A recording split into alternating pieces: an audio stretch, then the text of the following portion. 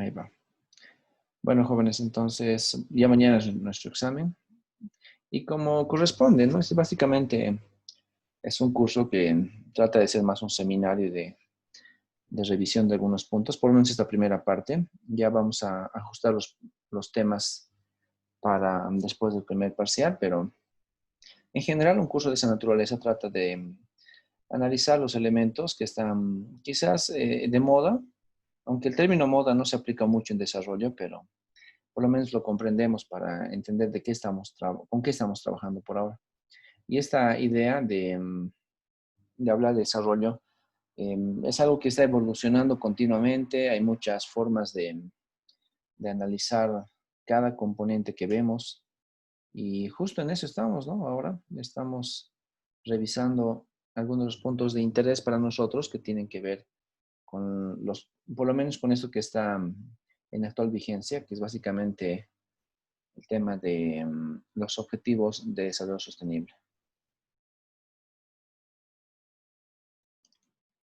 Así que básicamente vamos a empezar a retomar este punto. La última clase habíamos hablado sobre el tema de educación de calidad y uno de los elementos que nos llamaba la atención, o por lo menos yo quería que ustedes llamen la atención, tiene que ver justamente con la calidad educativa, dado que es un concepto que tenemos que entenderlo desde lo que corresponde, ¿no? La parte filosófica sobre todo. Entonces, hablar de calidad educativa es hablar sobre todo de elementos sumamente cualitativos que nos afectan a todos en general. La institución rectora en términos de calidad educativa en todos los niveles, justamente es la UNESCO. Si bien no tenemos una institución que se llame directamente dirigida a temas de educación per se, tenemos una que se asemeja bastante y que toca obviamente el tema de educación, y es esta institución de las Naciones Unidas. Y por lo menos esta institución, en sus postulados que aparecen en sus páginas web sobre todo, en la página nos dice que hablar de calidad educativa es sobre todo muy importante para nosotros porque debemos entenderla como un concepto que es dinámico. Y por lo tanto, como es dinámico, significa que cada cierto periodo de tiempo puede tener algún tipo de maduración. Por ejemplo, algo que sale en la historia es que las universidades se han creado, sobre todo en los años 12 y 13, y entre esos siglos 12 y 13, en realidad, siglos 12 y 13, empezaron a masificarse las universidades en todo el mundo. Entonces, en Europa, que es de donde vienen las universidades más antiguas y las más conocidas, uno de los elementos fundamentales era hablar sobre la propia presencia del nombre, ¿no? Antes hablar de calidad educativa hacía referencia con eh, esta reputación que podías tener como universidad, como colegio, y a veces no reproducía todo lo que tenía que reproducir ese término. A veces simplemente por costumbre se decía que una institución era de calidad, aunque no se la ponía a prueba, ¿no? No se la analizaba, no se la evaluaba. Y esos eran elementos que antes eran, claro, preconcebidos. Ya con el paso del tiempo, inclusive llegando al siglo XVII y XVIII, muchas instituciones empezaron a cuestionarse el tema de la calidad y sobre todo porque ya existían algunos movimientos revolucionarios en el mundo, ¿no?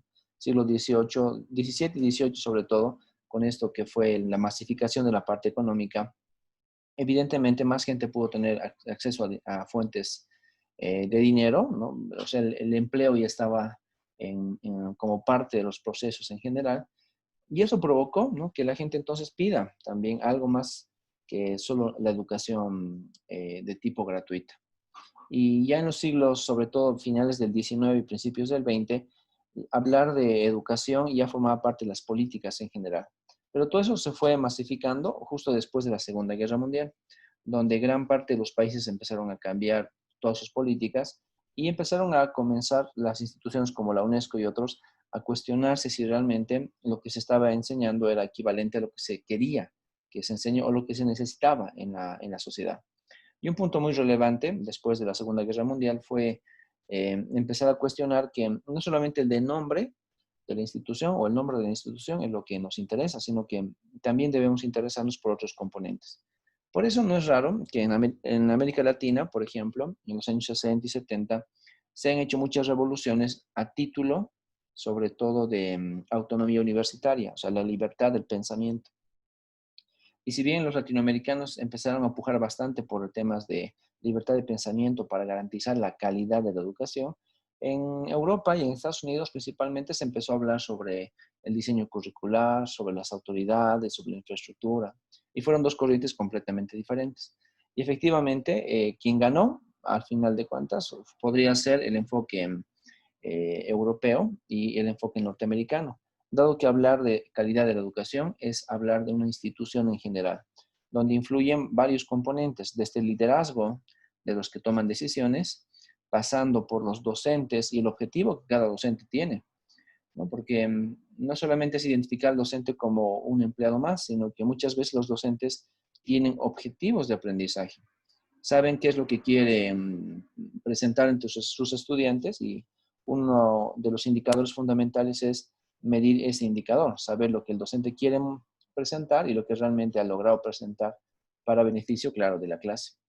Después los estudiantes, y cuando hablamos de estudiantes hablamos de padres, y no solamente en escuela, también a nivel de universidad, o sea, primaria, secundaria y ciclo profesionalizante.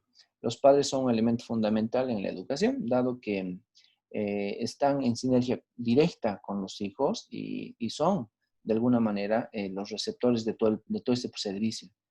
Se diría clientes, ¿no? Pero el término cliente no es muy bien visto. Parecería algo más mercantil, pero se entiende si es que decimos que son los clientes.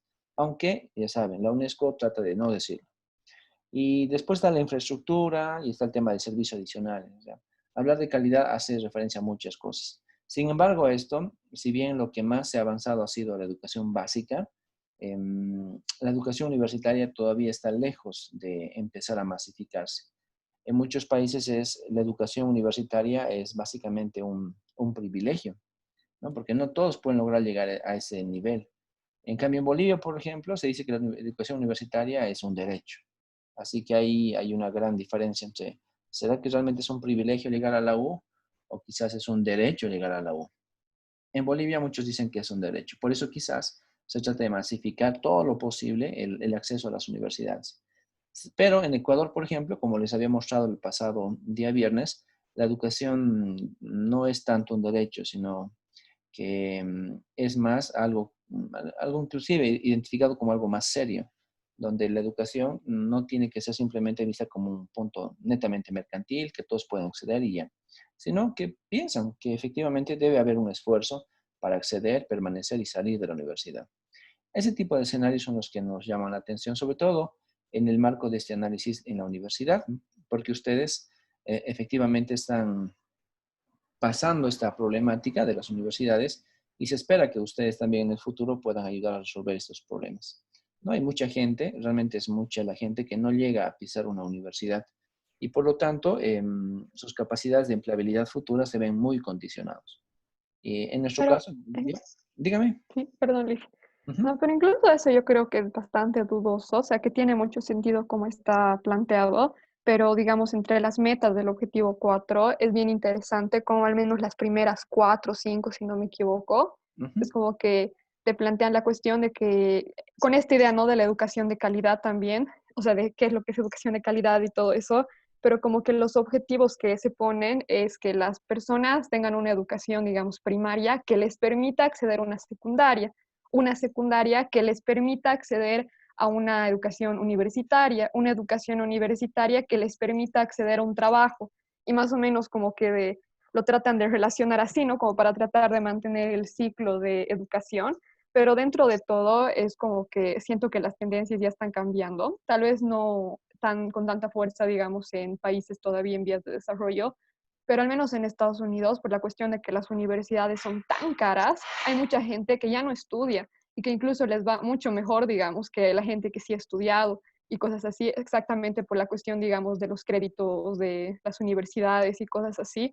E incluso está empezando harto esa nueva tendencia que como igual todo ya está en el Internet, ¿para qué vas a pagar tanta plata para que te den un título que ni siquiera te va a asegurar, digamos, un puesto de trabajo? Es como que sí dicen que, o sea, antes en todo caso sí era tener un título como un 100% vas a tener trabajo, pero ahora es como un 60%, digamos, como que ha disminuido mucho, e incluso esa misma cuestión es como que se empiezan a preguntar las personas si realmente vale la pena la universidad o por qué sigue existiendo, digamos, porque igual toda la información que te dan o perdón, los lineamientos y la guía que te da, digamos, la misma universidad, tal vez las puedes conseguir de manera más barata o en otros lugares. Y hay mucha gente que está muy capacitada y ni siquiera tiene un título, digamos, y cosas así. Entonces ahorita creo que no sé si ya tanto en países en vías de desarrollo, como digo, pero es un debate que ya se está teniendo. Entonces, incluso esto de la educación de calidad y cómo incluso ver que uno de los objetivos es hacer que las personas tengan educación universitaria, es bastante cuestionable o se va a empezar a cuestionar, tal vez el 2030 ya no se lo tome en cuenta como parte de los objetivos, porque más allá, digamos, de lo que sean las universidades estatales o privadas o que son centros de enseñanza y de conocimiento y todo eso, son negocios las universidades e incluso con esto del coronavirus, o sea, se está poniendo muy en duda todo lo de la validación de las universidades y de los mismos títulos, de realmente prueban algo, o sea, de que sabes más o de que vas a ser un profesional más competente. Entonces eso me parece, digamos, interesante, volviendo al principio del comentario, Ujú, cómo ujú. los objetivos o las metas en este objetivo están planteadas como para seguir un cierto sistema, ¿no? Como para mantenerte dentro del sistema también productivo y que sigas consumiendo, que digas colegio, universidad, trabajo y que sí o sí lo tienes que consumir como para poder triunfar o para poder tener una vida digna y cosas así, que es un paradigma que probablemente se rompa pronto, si no se está rompiendo ya. Entonces, no estoy tan segura de qué tan, o sea, válido es todavía o va a ser todavía el argumento de que es necesario que vaya a la universidad, porque hay gente que puede obtener muchos más conocimientos sin siquiera, digamos, pisar estos establecimientos o no sé, pero creo que es algo que se va a empezar a cuestionar, digamos, en el futuro próximo, la verdad. Ya, ¿no? Sí, o sea, es muy interesante lo que tú comentas, Laura. En este caso, sobre todo para complementar lo que tú dices, hay que diferenciar, por ejemplo, los dos roles que tiene la universidad. O sea, y podemos distinguir los roles de la universidad y no así del colegio, porque normalmente la primaria y el colegio tratan de ser más de tipo humanístico, ¿no? Por eso, en los colegios en todo el mundo, con más o menos, digamos, resultados positivos, tratan de ser sobre todo todavía todólogos, ¿no? En los colegios es un poco difícil distinguir, pero en las universidades hay una distinción fundamental. Por ejemplo, las universidades se distinguen desde el punto de vista de aquellas que se dedican a la investigación y aquellas que básicamente son de tipo desarrollistas o solamente son formadores. Entonces, las universidades que se dedican a la investigación, evidentemente, tienen una fuerte relación entre la propia universidad, sus centros de investigación y la empresa privada. Y en algunos casos, claro, los gobiernos. Y esas instituciones de educación evidentemente tienen el área, por ejemplo, científica, donde están haciendo investigación, pero de altísimo nivel. Nos referimos a los que están incrementando el conocimiento, el umbral de conocimiento en general, y los otros son los que desarrollan competencias y habilidades. Entonces, si nos ponemos a pensar en universidades sumamente prestigiosas porque tienen un gran historial y además porque en los últimos, no sé, las últimas décadas siempre han sido las mejores, podemos tranquilamente compararlas con todas las demás universidades y pensamos que Harvard, Stanford, MIT, por ejemplo, estas son de tipo investigación, son universidades dedicadas a la investigación y a la generación de competencias. Y la competencia es justamente algo que no está muy bien entendido en el mundo de la formación educativa universitaria. Pero si nos ponemos a recordar lo que hacen efectivamente, por ejemplo, el MIT, ellos tienen un contrato directo con la NASA y uno de los principales proveedores de recursos para el MIT es justamente la NASA, porque el MIT hace un montón de productos, claro, todos patentados, para los artefactos que usan la NASA. Entonces ahí vemos que la investigación, si bien está siendo bastante pura, también es aplicada. Y en temas de competencias, podemos ponernos a pensar en Harvard y en su escuela de leyes, que ellos generan habilidades y competencias, o sea, los vuelven competentes, de tal forma de que aquel graduado de Harvard, o sea, no demora muchos días o semanas en tener acceso a los mejores bufetes de abogados del mundo, por ejemplo, ¿no? Una vez que alguien sale de esa universidad. Entonces, Ese estilo de universidades evidentemente es muy alejado del nuestro, de nuestra realidad. En nuestro caso, en las universidades latinoamericanas, por ejemplo, hay muy pocas que tienen un enfoque de investigación. Y cuando hablamos de lo que tú comentas, justo lo quería comentar igual hace rato, esa presencia y la pertinencia, el término es pertinencia, de la universidad en el marco del COVID-19, pues evidentemente aquellas universidades que están a la altura de desarrollar vacunas en tiempo récord son justamente las norteamericanas, algunas europeas, algunas del Asia también, porque son ¿no? aquellas enfocadas netamente en investigación. Las personas preparadas ahí, y que claro, solamente se preparan en la universidad porque no hay otro lugar donde las podamos ubicar, esas personas preparadas en esas universidades top son además las que pueden cambiar el mundo. Y de hecho lo están haciendo, ¿no? Son los que están tratando de sacarnos de una gran pandemia a casi 7.000 millones de habitantes a partir de ¿no? grupos de alta especialización. Y en temas de competencias, evidentemente, quienes han diseñado las mejores estrategias para poder plantear políticas públicas y que evidentemente en algunos casos funcionaron y en otros no, son también personas altamente capacitadas y claro que tienen unas competencias bastante amplias y bien fundamentadas. Sin embargo, las universidades todavía en Latinoamérica, no todas, ¿no? No se puede generalizar, pero muchas de las universidades en Latinoamérica no tienen ese tipo de resultados. Las competencias que se generan siguen siendo de tipo profesionalizante nada más, o sea, crean profesionales, pero a un mismo nivel y no están logrando, por ejemplo, los cambios necesarios para identificarlos como, pucha, aquellos que van a cambiar la realidad económica de nuestro país. Entonces, evidentemente, esa distinción entre las universidades de rango mundial y el resto de las universidades hace que pensemos bastante, ¿no? ¿Será pertinente tener tantas universidades desarrollistas? Y es que se volvió negocio, como tú dices, pero ese negocio también, de alguna manera, ha ayudado en algunos casos a que más gente se eduque. Ok, no estarán generando nuevas vacunas, nuevas patentes, pero por lo menos más gente se está educando, ¿no? Y de alguna manera tener mayor nivel de educación siempre genera un cambio en la propia sociedad. Yo creo que de alguna manera también los que están tomando decisiones a nivel de política mundial, sobre todo, dejan todavía que sigan apareciendo nuevas universidades desarrollistas, porque tal vez es mejor tener ¿no? gente preparada, aunque no experta, pero por lo menos preparada, que nos ayude en muchos aspectos de la vida. Y claro, sabe, está por demás decir que quizás la gente con más dinero no necesariamente es profesional, ¿no? Y no estoy hablando de Mark Zuckerberg o de Bill Gates, ellos son casos aislados. La gente que hace comercio, ¿no? La gente que hace comercio, muchas de esas personas en el mundo no han tenido interés quizás u oportunidad, no sabemos, pero no necesariamente han estado en el marco de las universidades, pero sus habilidades comerciales, que son habilidades innatas del ser humano, básicamente del Homo económico sobre todo, básicamente les han permitido generar muy buenos ingresos. Así que yo pienso que la universidad sí es necesaria, ¿no? Ya sea la de investigación, la de competencias o la de desarrollista de tipo social, ¿no? Porque al final de cuentas es una forma más para poder, por lo menos a un nivel básico, pero poder formar un poquito más a la gente. Y evidentemente, quizás muchas personas entran a la universidad y piensan que saliendo de la universidad van a conseguir trabajo.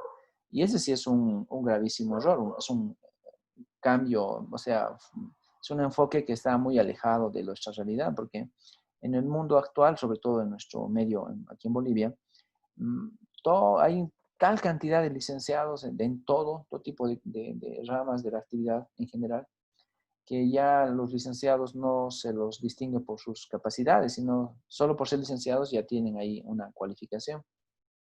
Y eso es algo que también tiene mucho que ver con el tema de que no se reconoce la capacidad profesional, ¿no? Entonces, cuando no reconoces la capacidad de un profesional, nunca lo valoras y piensas que son lo mismo y no importa de qué área hayas salido, pues evidentemente empiezas a rebajar, ¿no?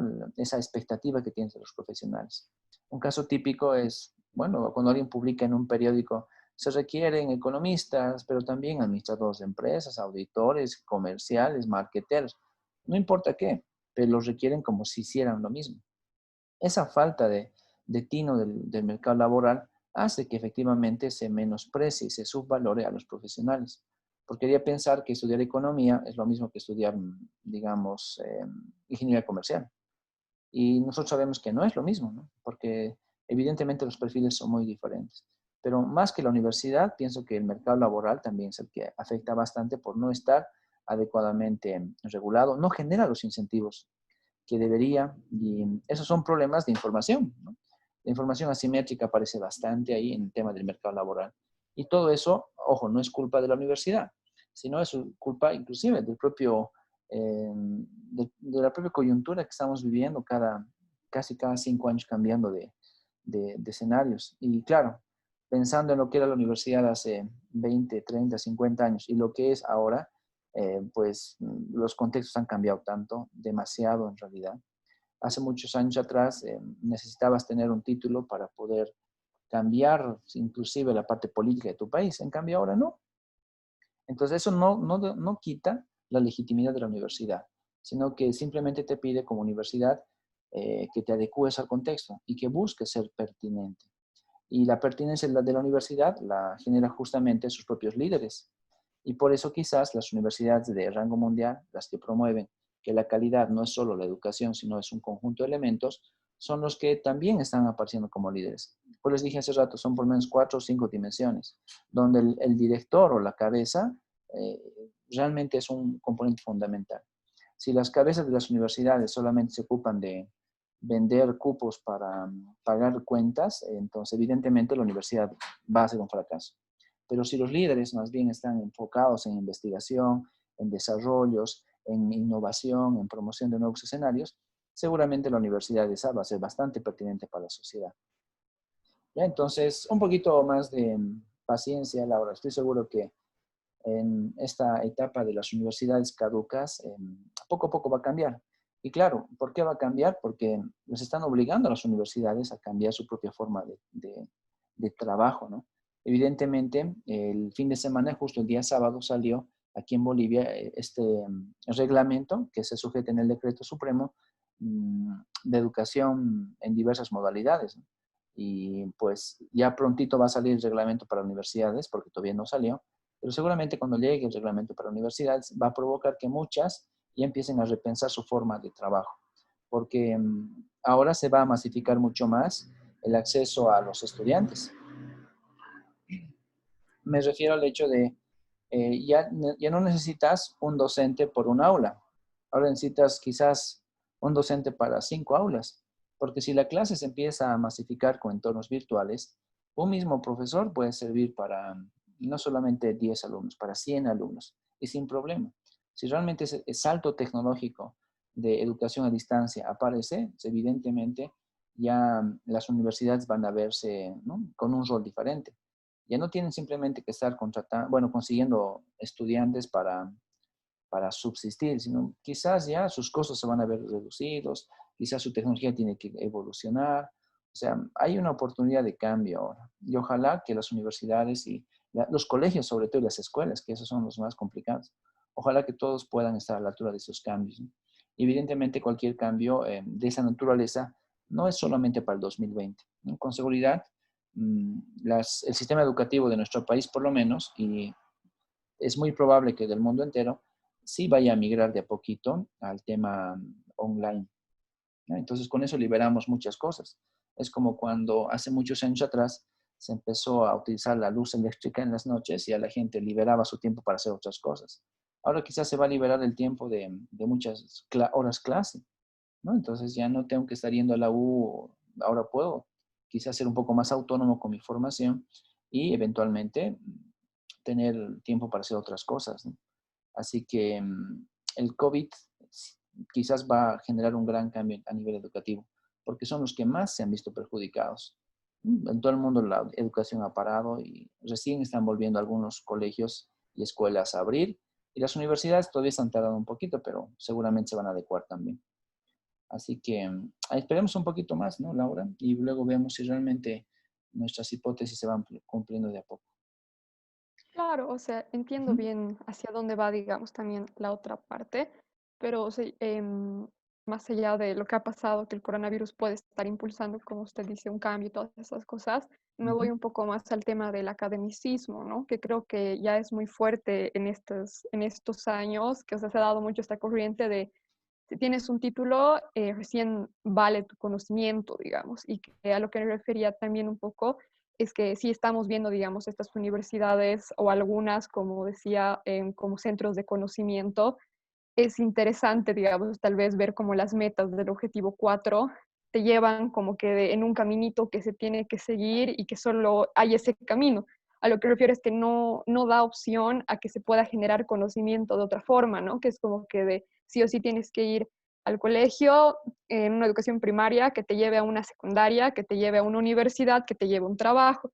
O sea, no siento que se plantea tal vez una diversidad de opciones para generar conocimiento o una o alternativas, ¿no? Como que tal vez no sea necesario que los niños vayan al colegio en primaria si se tiene otra alternativa de, no sé, tal vez los profesores que van a los lugares o todo, pero sino que la educación tal vez no debería estar centrada al academicismo de que sí o sí tienes que asistir a una institución, sino al hecho de cómo puedes hacer para que reciban educación,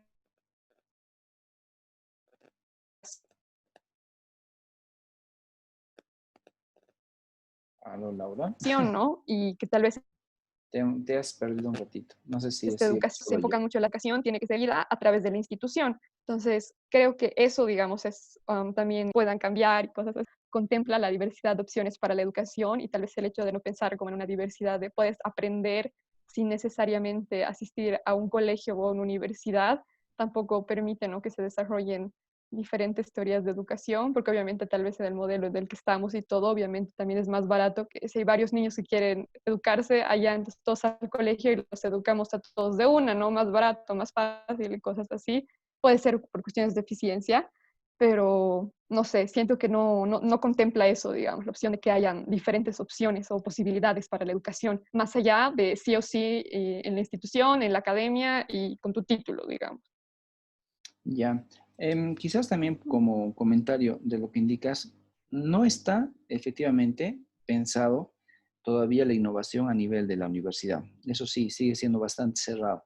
Pero por lo menos a nivel del colegio, sí hay nuevas corrientes que están tratando de cambiar la tradicional forma de dar las clases, o sea, evitar que siga siendo un aula y un profesor que simplemente está ahí y que se tiene que estudiar lo que está en el libro y punto. Existe una corriente que no es nueva, por si acaso, tiene por lo menos 30 o por lo menos incluso 40 años porque viene de los finales de los 70. Se llama la escuela activa. Pues cuando hablamos de la escuela activa, es un escenario donde se formula sobre todo un aprendizaje tipo autónomo y que se les pide a los niños que ellos sean los que estén interesados, ¿no? Se los motiva además, ¿no? Para que ellos sean los interesados en su propio desarrollo cognitivo. En ese tipo de escuelas no hay exámenes, ¿no? Para empezar. Entonces, es más un desarrollo de tipo habilidades, de tipo social, donde se valora sobre todo el hecho de que si un niño sabe o no sabe, por ejemplo, trabajar en grupo, si tiene o no tiene empatía, si es que desarrolla habilidades de decisión, o sea, sabe decidir, será que sabe empezar a generar empatía con sus compañeros. Ese tipo de habilidades, entonces, está un poco alejados de los propios libros per se. O sea, deja de ser una educación netamente enfocada en el conocimiento y empieza a ser un tipo de educación más de tipo humanística, ¿no? Entonces, eso de la escuela activa se lo ha ido desarrollando con algunas experiencias bastante interesantes en el mundo entero. Y quizás uno de los pioneros en la escuela activa es sobre todo Finlandia, dado que Finlandia es el país número uno en términos de educación, con los mejores indicadores en temas de educación, pero ellos no se basan en la educación tradicional, ¿no? Sino que ellos tienen unos métodos diferentes para poder promocionar esa inquietud de los estudiantes. Entonces, ahí, por ejemplo, te das cuenta que si al niño lo formas desde un punto de vista de que su punto de vista es importante, su inquietud es importante, su decisión es importante, y lo vas formando con ese criterio, seguramente cuando ya sea joven o sea adulto y ya va a tener las habilidades de decisión en sí, o sea, como algo innato, algo que lo va a distinguir del resto de las personas, En ese caso, ya no necesitas de una universidad, ya no necesitas estar ahí consiguiendo un título, porque si la persona realmente ha generado esas habilidades blandas, le llaman habilidades blandas el término, si logra desarrollar las habilidades blandas que están en actual vigencia dentro del mercado laboral, con seguridad esa persona no necesita un título, porque con sus propias habilidades y capacidades va a poder desarrollarse tranquilamente en una sociedad. Seguramente tendrá problemas porque la sociedad sigue estando bastante cerrada. Me refiero al ámbito laboral por lo menos, pero por lo menos la persona ya va a tener nuevos enfoques y en algún momento se va a encontrar con sus pares. Y cuando se encuentre con sus pares, es probable que generen cambios sustanciales en la forma de vida actual. Esta escuela activa, por ejemplo, se basa sobre todo en la forma en la cual muchas comunidades indígenas ya desarrollaron sus propios conocimientos, o sea, sus propias etapas de generación de conocimientos. Y uno de ellos fue justamente el caso de la ley boliviana, la Avelino Ciñani y Elizardo Pérez, porque tanto Elizardo Pérez como Avelino Ciñani justamente generaron una escuela activa con más o menos conocimiento, pero pudieron generar hace 80, 90 años atrás la primera escuela activa en Bolivia. Y lo que hacían era trabajar con las comunidades de hace 80 años atrás, pero lo que hacían era tener una gran interacción entre la comunidad, los profesores, que eran muy poquitos, y los niños. Y se les enseñaba a los niños su propia cultura, sus propias formas de trabajar, y evidentemente no tenían la necesidad de una libreta escolar. Y la escuela, claro, estaba ahí como una formalidad, les daban la libreta a fin de año porque había que darles la libreta a los chicos, pero después todo el año se la pasaban aprendiendo cosas de la vida, como elementos de la propia cultura, el tema con lo que viven en la zona, que es el tema de agricultura, lo que es respeto por la familia y demás. Y claro, eso les permitió ser una generación de niños que luego se vio bastante empoderada con su propia región, con su propia sociedad, o sea, el ámbito en el que ellos vivían. Y eso, claro, con los años luego empezó a generar estas grandes revoluciones en Bolivia. De los años 30 a los años 50, todos los niños ya eran adultos. Y en los años 50 en adelante lograron estas grandes revoluciones que, claro, nosotros lo conocemos como la revolución del año 52. Entonces, la gente formada de una forma inclusive algo innovadora ha provocado cambios sustanciales en el país. Y ese tipo de escuelas todavía están ahí como lunares, pero existen. Hay mucha gente que está estudiando ese tipo de escenarios, ¿no? Y creo que no responden a lo que tú dices, pero por lo menos hay una luz de esperanza indicando que sí, hay personas que están pensando diferente, ¿no? Y que están pensando en que no necesitamos necesariamente que alguien nos acredite con un papel, sino que quizás necesitamos pensar más en la propia sociedad y en lo que damos a la sociedad. Así que hay algo por ahí, Laura, de lo que conozco, claro. Ok, gracias, Liz, me parece bien. Ok. Y bueno, sí, efectivamente lo que dice Laura está bastante, es bastante apropiado lo que comentamos aquí, porque, claro, la institución que nos propone esos objetivos también es una institución muy ligada al primer mundo, ¿no? Seguramente los que diseñan este tipo de las metas del objetivo 4, el propio objetivo y demás, los que han priorizado los 17 objetivos de desarrollo sostenible, son personas que están tratando de entender el mundo en su realidad y quizás no han visto jamás la realidad nuestra, no han visto los problemas que tenemos dentro de cada país, peor de los países en vías de desarrollo, ¿no? Y esa falta de visión, esa miopía en términos de desarrollo económico, es quizás la que podría estar provocando, ¿no? El fracaso de esos objetivos. Recuérdese que no es la primera vez que se habla sobre objetivos de desarrollo, o sea, ya antes hemos hablado de varios otros tipos de objetivos en la literatura económica y en los proyectos económicos y pues algo se ha logrado, pero no como debería lograrse. Me refiero a los resultados tangibles. Seguimos hablando sobre los mismos problemas. Educación hace 20 años que está priorizado, pero vemos que siguen ahí con los problemas respectivos, ¿no? Tal como lo podemos notar. O sea, no hay que investigar mucho como para notar que efectivamente esos temas de pobreza, igualdad, educación y demás siguen apareciendo como grandes problemas y estructurales sobre todo. Ahora, después del tema de educación, a ver, evidentemente viene, ok, igualdad de género.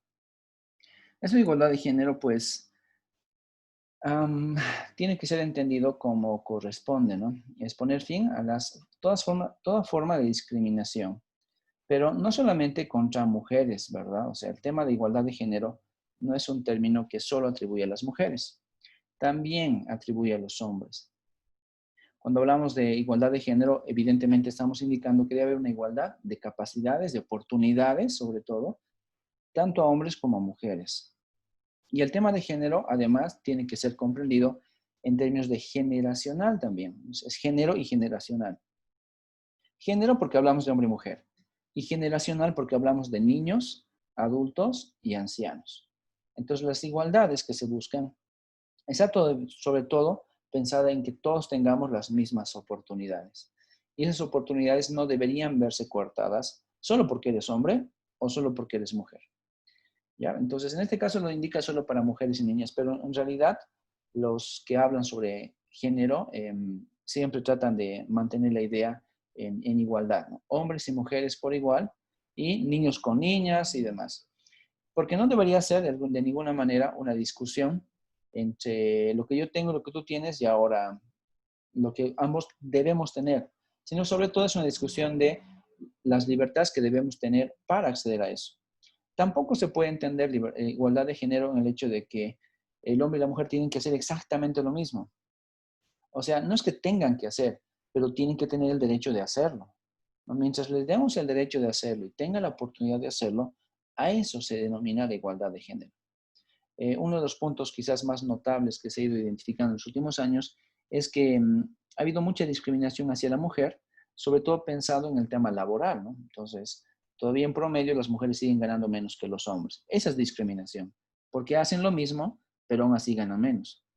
Otro de los elementos que quizás se habla más de las mujeres que de los hombres es el tema de la violencia contra la mujer, ¿no? Que forma parte de esta igualdad de género, dado que se busca eliminar la violencia contra la mujer y además tra trabajar sobre este gran problema que tiene cientos de años de antigüedad, la explotación sexual de la mujer. Entonces, son elementos que igual están muy ligados hacia las capacidades que todos deberíamos llegar a tener. Hablamos también sobre el tema del matrimonio infantil, que claro, si bien no es muy afín aquí en Latinoamérica, no escuchamos mucho sobre el tema del matrimonio infantil, evidentemente sí aparece eso en muchas otras regiones, ¿no? Por ejemplo, en países como la India, o sea, les hablo de la India porque conozco algo del tema del matrimonio infantil en la India. Y a veces hay niñas de 8, 10 años, 12 inclusive, que se están casando por los arreglos familiares. De alguna forma puede ser que estamos en contra de su cultura, de sus costumbres, pero igual, o sea, pensar en que una niña de esa edad está teniendo ciertas responsabilidades hace que la gente quiera, ¿no? Por lo menos opinar, ¿no? Y esas formas de opinar de que quizás a una niña de 8 o 10 años no debería estar en un enfoque de casarse y peor con personas mayores de 40 o 30, 40, 50 años, son elementos que de alguna manera sí se los está tocando, ¿no? Forma parte del tema, aquí de los objetivos, y evidentemente se busca tratar de reducirlos y ojalá también eliminarlos, porque son elementos bastante fuertes de poder manejar. Algo que se ha visto bastante con esto de la pandemia, chicos, seguramente ustedes lo han visto también en los noticieros, el hecho de que había muchas madres que han salido en los noticieros, obviamente pidiendo ayuda, ¿no? Justo el día de ayer, domingo, al mediodía, salió creo que fue la Red 1, la red local, que en Santa Cruz había una madre con 13 hijos y tenía 42 años la señora. Tiene 13 hijos y no tenía ya qué comer. Lo que estaba pidiendo vía la televisión local era ayuda a todos los de Santa Cruz para que le puedan dar una manito con la alimentación de sus 13 hijos. Y bueno, uno se pone a pensar, ¿y cómo es eso de que alguien a estas alturas y en un entorno de pobreza puedan tener básicamente tal problema? O sea, ¿será que el tema de la salud reproductiva no es un elemento de interés para género? Y la respuesta es que no, más bien sí es de interés. Pero ¿qué pasó con esas familias que tienen ahí 13 hijos en Santa Cruz? Y hace un par de semanas había una señora que tenía 8 hijos aquí en Cochabamba. Y eran madres, estaban solas. porque en el caso de Cochabamba, el marido se había ido, un día se fue y nunca más volvió. Y en el caso de Santa Cruz, su marido estaba ahí, solo que él era albañil y en los 2 meses de cuarentena, evidentemente no pudo trabajar más. Entonces, ¿qué es lo que haces con escenarios así? De hecho, tratas de atacarlos, pero ¿cómo lo haces? Y cuando le preguntaron a la señora de Cochabamba por qué tuvo tantos hijos, la señora dijo, yo intenté, en mi tercer hijo, intenté hacer un tratamiento, pero el médico me dijo que necesito el permiso del esposo.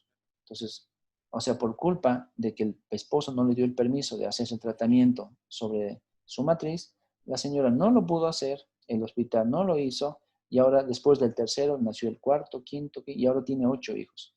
Y claro, todos están, el mayor creo que tenía, no sé, 15 años, y el ultimito estaba recién nacido y están viviendo en entornos de pobreza. O sea que las políticas de salud sexual en general siguen siendo de alguna manera, o sea, eh, ¿qué se podría decir? Patriarcales, ¿no? Si no tienes el permiso de tu esposo, no te puedo hacer la intervención quirúrgica. Y ese es un gran problema. O sea, no debería suceder. Porque ahí la libertad de la mujer está condicionada en lo que diga el marido. Y bueno, pues ese es un gran problema que lo estamos atravesando ahora.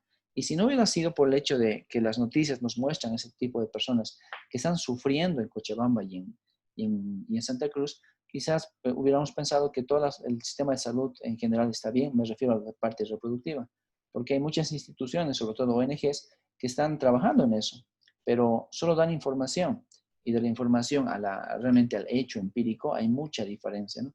Evidentemente las personas están ahí con grandes problemas en términos de salud sexual y reproductiva sobre todo. Así que esos son algunos problemas que se busca atender. Algunos de los logros que quizás aparecen en el marco de la igualdad de género están más o menos por acá. Dicen, yo creo que aquí, digamos, en esto de igualdad de Ujú, género, una gran barrera, como lo vimos el otro día, es el tema de la religión, ¿no? Por lo menos en los países del Oriente Medio, porque no sé, digamos, el objetivo de la ONU es lograr la igualdad de género. Lo que pasa, digamos, si el país ni siquiera tiene el interés de promover leyes ujú, o protecciones, digamos, de la mujer, cuando la religión dice que no, digamos. Entonces, como que no sé, el Corán te dice que la mujer no debería hacer muchísimas cosas, pero la ONU dice, sí, o sea, tú tienes que cumplir este objetivo, ¿no? Entonces, yo creo que una de las mayores barreras para hacer esto, por lo menos en otro hemisferio, es la mm. religión, ¿no? Y la cultura. Sí, sí, de hecho sí. Por eso hemos hablado y bueno, más bien gracias al aporte de ustedes, hemos podido, ¿no?, tratar de sacar ahí una posición de que evidentemente incluso la propia ONU reconoce al mundo entero y al mundo árabe como si fueran dos diferentes. Y quizás porque ya ahí va, ¿no? Una crítica, o sea, ¿por qué los reconoce así? Que no todos somos humanos y ya, pero bueno. Lastimosamente, la propia ONU los ha diferenciado y los resultados de la pobreza multidimensional siempre vienen así. Es que ellos ya dan por sentado de que no van a poder quizás hablar o tocar el tema religión, ¿no? Porque su religión evidentemente, ¿no?, está generando una coerción sobre la mujer tan fuerte y está coartando todos muchos de sus posibles libertades que evidentemente es difícil de entender. Hemos tratado de entenderlo nosotros, pero como se habrán dado cuenta, no lo hemos logrado, ¿verdad? Creo que fue justo la clase que no he grabado, pero esa realmente fue una clase bastante interesante porque tuvimos muchos puntos de vista relevantes y todos relevantes en realidad, pero nos permitieron abrir un poquito más los ojos sobre esto, ¿no? La igualdad de género. Así que, pero al margen de eso, al margen del punto que justamente estamos indicando de que las mujeres en ciertas áreas del planeta por su religión, por sus costumbres, están cerradas y están encerradas sobre todo. Al margen de eso, hay todavía algún tipo de resultados positivos, ¿no? Algo hay. Quizás no como quisiéramos o no como se quisiera, como un concepto global o un concepto promedio, pero algo se está mejorando, ¿no? ¿Qué opinan, Justo chicos? justo sobre eso quería comentar un cachito también, Sí, Laura, claro, que ¿cómo no? siempre, ¿cómo se llama? Debatimos de estas cosas con mi mamá. No sé por qué ella también tiene harto conocimiento, digamos, en estos temas. Ujú, Y justo después de lo que hablábamos acerca de las religiones y todo eso, y que digamos esto puede ser también algún retroceso o una pausa, no sé cómo expresarlo, digamos, pero para esto de la igualdad de género, una de las cosas de las que hablábamos era acerca de hasta qué punto no realmente perseguir la igualdad de género o tratar de imponer tal vez ciertos cánones de cosas que se tienen que hacer es realmente una imposición o es realmente velar por lo de los derechos humanos, ¿no? Porque, digamos, mi mamá me comentaba de este caso que recién está leyendo acerca de la mutilación genital femenina, que Ujú. para nosotros es realmente atroz, o sea, que te hagan eso, que le hagan eso a niñas pequeñas que ni siquiera tienen la potestad, digamos, de decir si quieren que se lo hagan o no, es totalmente terrible. Pero digamos ahí es que, que tal vez es una cuestión un poco más filosófica, pero de todos modos está la pregunta de cuando, si es una tradición que ellos tienen, al estar eliminándola, digamos, en esto de los derechos humanos, no es de alguna forma una imposición cultural también, porque para nosotros es algo atroz, pero tal vez ellos están acostumbrados, que puede ser también, digamos, puesto a lo de la religión, que creo que era también un poco lo que hablábamos en la otra clase. Pero ahí tal vez entonces la cuestión dentro de esto de la igualdad de género, ya si lo estamos viendo desde un punto religioso, si lo estamos viendo desde un punto tal vez de ideologías políticas o etcétera, eh, capaz la idea es cómo llegar a un acuerdo, ¿no? De cómo realmente ceder Ujú. en algunas cosas que nos parecen no aceptables, como esto, digamos, de que las mujeres no puedan elegir cierto tipo de cosas, o en el caso de Bolivia, digamos, sobre su salud reproductiva, que, bueno, en el caso de Bolivia no tiene nada que ver con la cultura, pero por dar un ejemplo, digamos, pero Ujú. Sí, sí, si claro. es algo, digamos, cultural o religioso, tal vez la idea es realmente tener esa negociación o ese intercambio entre esta charla acerca de cómo mantener una cultura, o sea, no tratar de eliminarla totalmente, sino que sigue existiendo, cómo mantenerla, pero sin vulnerar cierto tipo de derechos, ¿no? Y creo que ahí también está un poco la conversación que se tiene que tener, que tal vez no se tiene tan fluidamente, digamos, con los países árabes, principalmente, donde es que la religión es más fuerte, digamos, y más opresiva, si se permite la palabra, en Ya, ok. comparación tal vez a la cultura que nosotros conocemos. Pero creo que ahí está la cuestión, ¿no? De que para esto de la igualdad de género, tal vez lo que se necesita es eso, ¿no? El cómo se mantiene la cultura o cómo tal vez a través del Corán se pueden expresar este tipo de cosas. O sea, no sé, al final todas interpretaciones, ¿no? Pero cómo se puede realmente seguir lo que les propone su religión, pero sin estar limitando a nadie, pero realmente tener ese debate o ese pensamiento, esa duda de cómo se puede hacer, cómo se pueden adaptar las cosas para que alcancemos, digamos, metas de igualdad de género, pero sin dejar a un lado nuestra cultura, porque tampoco es cuestión de simplemente dejarla porque nos han dicho que está mal o cosas así, porque al final, quién sabe qué es lo que está bien y qué está mal, ¿no? Que tal vez ya también es un poco filosófico, pero creo que tal vez tendría que ir un poco ahí, que no es solo decir tenemos que lograr esto, ¿no? Sino también ver de cómo hacer esa adaptación a lugares tan culturalmente diferentes, en especial si estamos hablando a nivel mundial, porque aunque sean países que sean semejantes, nunca son completamente iguales, e incluso en sus semejanzas son súper diferentes. Entonces, no sé, diálogo ha sido la conclusión de esa charla para tratar de ver cómo equiparar esas cosas, o sea, cómo no perder la cultura, pero al mismo tiempo no desvalidar, digamos, los derechos humanos que sí se tendrían que cumplir. Ujú, ok. Bueno, y complementando lo que tú dices, por ejemplo, para UNICEF, la mutilación genital es básicamente una violación a los derechos de los niños, de las niñas en este caso, por ejemplo. Así que evidentemente sí está catalogado como una violación de los derechos de las niñas y evidentemente en los estudios de la UNICEF no se ha encontrado que existan, por ejemplo, algún libro religioso que avale la mutilación, pero aún así muchos países aceptan la mutilación. Es más, o sea, el UNICEF lo que indica es que este tipo de violencia hacia la niña no solamente provoca, por ejemplo, el propio problema biológico, o sea, me refiero al desangrado que pueden tener, al hecho de que se les puede presentar problemas más adelante con irritaciones, con hasta la muerte, ¿no? Hay mucha gente, muchos niños que pueden morir por una mala práctica de esta naturaleza. Pero al margen de la parte biológica, también el UNICEF lo identifica como un problema ligado hacia el ámbito psicológico, porque evidentemente estás traumando a una niña con un dolor intenso y que evidentemente lo están haciendo tus progenitores o está con el aval de tus progenitores. Así que esa es otra forma de violencia hacia las niñas. Y como lo indican, o sea, no se explica por qué pasa. pero lo hacen. Eh, Obviamente es más una costumbre, un rito, y no así algo religioso. Entonces el tema de la mutilación es bastante fregado, ¿no? Es un tema muy fuerte y que estudiarlo, por ejemplo, lleva a preguntas como esas, como ¿por qué lo haces? O sea, no hay racionalidad al respecto, porque ni siquiera está en los libros bíblicos o lo que aparezca, no están ese tipo de prácticas. Y si no lo está en la parte religiosa que se supone que es la que está generando este gran conflicto de desigualdad con la mujer, entonces, ¿por qué lo haces, no? Y bueno, no hay respuestas. No hay respuestas con temas de la mutilación. Hasta ahora no hay. Quizás en el futuro exista. Pero lo otro que te dices, yo creo que eso es lo más, quizás, le llama ecléctico, ¿no? Cuando puedes juntar una visión de la derecha con una visión de la izquierda. O sea, quizás lo más ecléctico ahí es justamente eso, ¿no?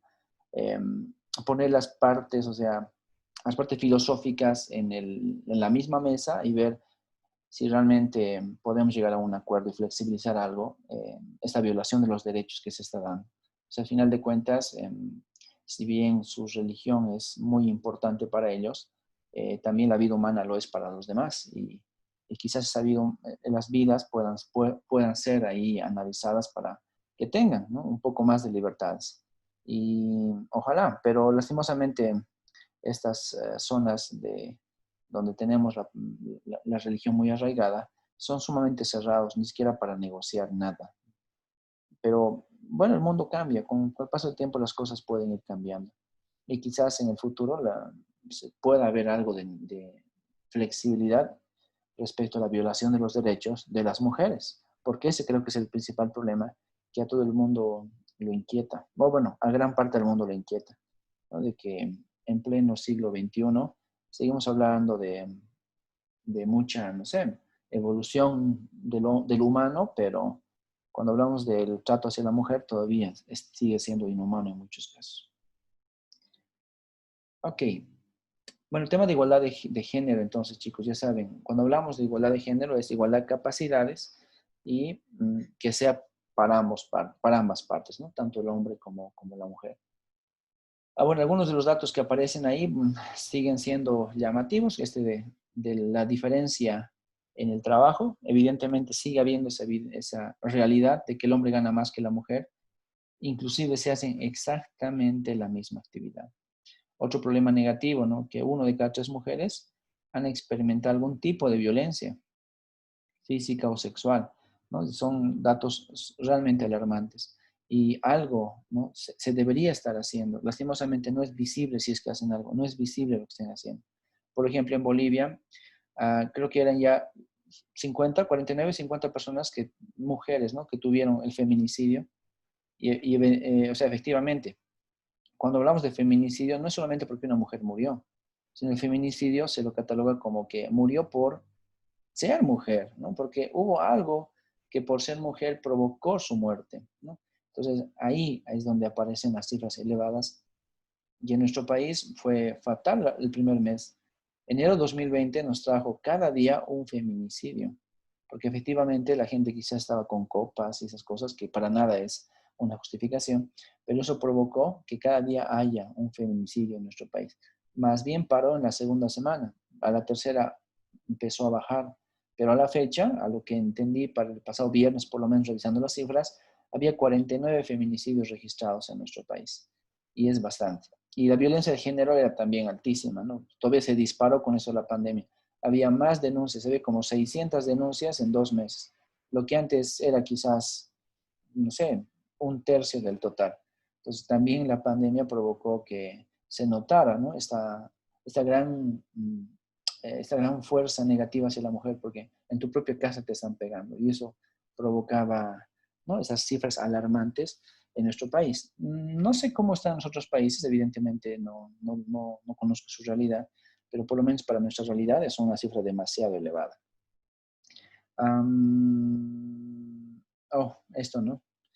En todo el mundo, por lo menos 750 millones de mujeres se casaron antes de cumplir la mayoría de edad, entendiendo que la mayoría de edad es 18 años, claro. Y esa es una gran cantidad, ¿no? es básicamente el 10% de la población mundial. O sea, el 10% de la población actual mundial, hombres y mujeres por si acaso, está ahí metido. Y son las mujeres que le están pagando el peor plato. Y claro, si solamente nos enfocamos en la cantidad de mujeres en el mundo, el 20% de las mujeres se habría casado antes de sus 18 años, por alguna razón. Pero eso sí implica que no ha logrado quizás desarrollar socialmente sus actividades en general y quizás la educación misma se ha visto coartada para las mujeres. Entonces, esos son problemas que se están de alguna manera tratando de solucionar, aunque quizás hay que ser demasiado imaginativos para tener políticas que logren cambiar este tipo de conductas, ¿no? Porque al final de cuentas son eso, son conductas de hombres y mujeres que están perpetuando los problemas de género. A ver, en temas de liderazgo, ¿no? Esto es un poquito, pero por lo menos ha ido mejorando, ¿no? El 24% de los parlamentarios son mujeres. Entonces, es algo que ha ido mejorando. En algún caso, eso sí fue muy llamativo para nuestro país. Recordarán, chicos, que hace unos 5 años por lo menos, o un poquito más, en Bolivia, la mitad de los ministerios estaba otorgado a mujeres, y lo cual evidentemente fue algo muy llamativo y fue noticia mundial, porque por primera vez en un país la mitad de los tomadores de decisiones en términos de política eran mujeres. Normalmente, ser ministro era una condición del hombre. Y claro, esa es una mala condición, ¿no? Porque solamente le dabas condición al hombre y a la mujer jamás. Pero en Bolivia, por lo menos hace algún tiempo, sí se dio esa noción para que las mujeres asuman los poderes de, bueno, los sitiales de poder, evidentemente. De ahí que además hay muchos rankings que actualmente hablan sobre el poder de las mujeres. Hay muchas revistas que publican sobre el poder que tienen las mujeres actualmente. Y claro, desde Condoleezza Rice, que estuvo ahí como una de las grandes, bueno, parte del buró de George Bush, bueno, evidentemente se empezó a notar más la presencia de las mujeres en entornos de poder bastante altos. Y me queda decir de Angela Merkel, ¿no? Que evidentemente la canciller alemana es quizás uno de los mejores ejemplos en temas de liderazgo sostenido para potencias mundiales. ¿Ustedes conocen alguno, chicos?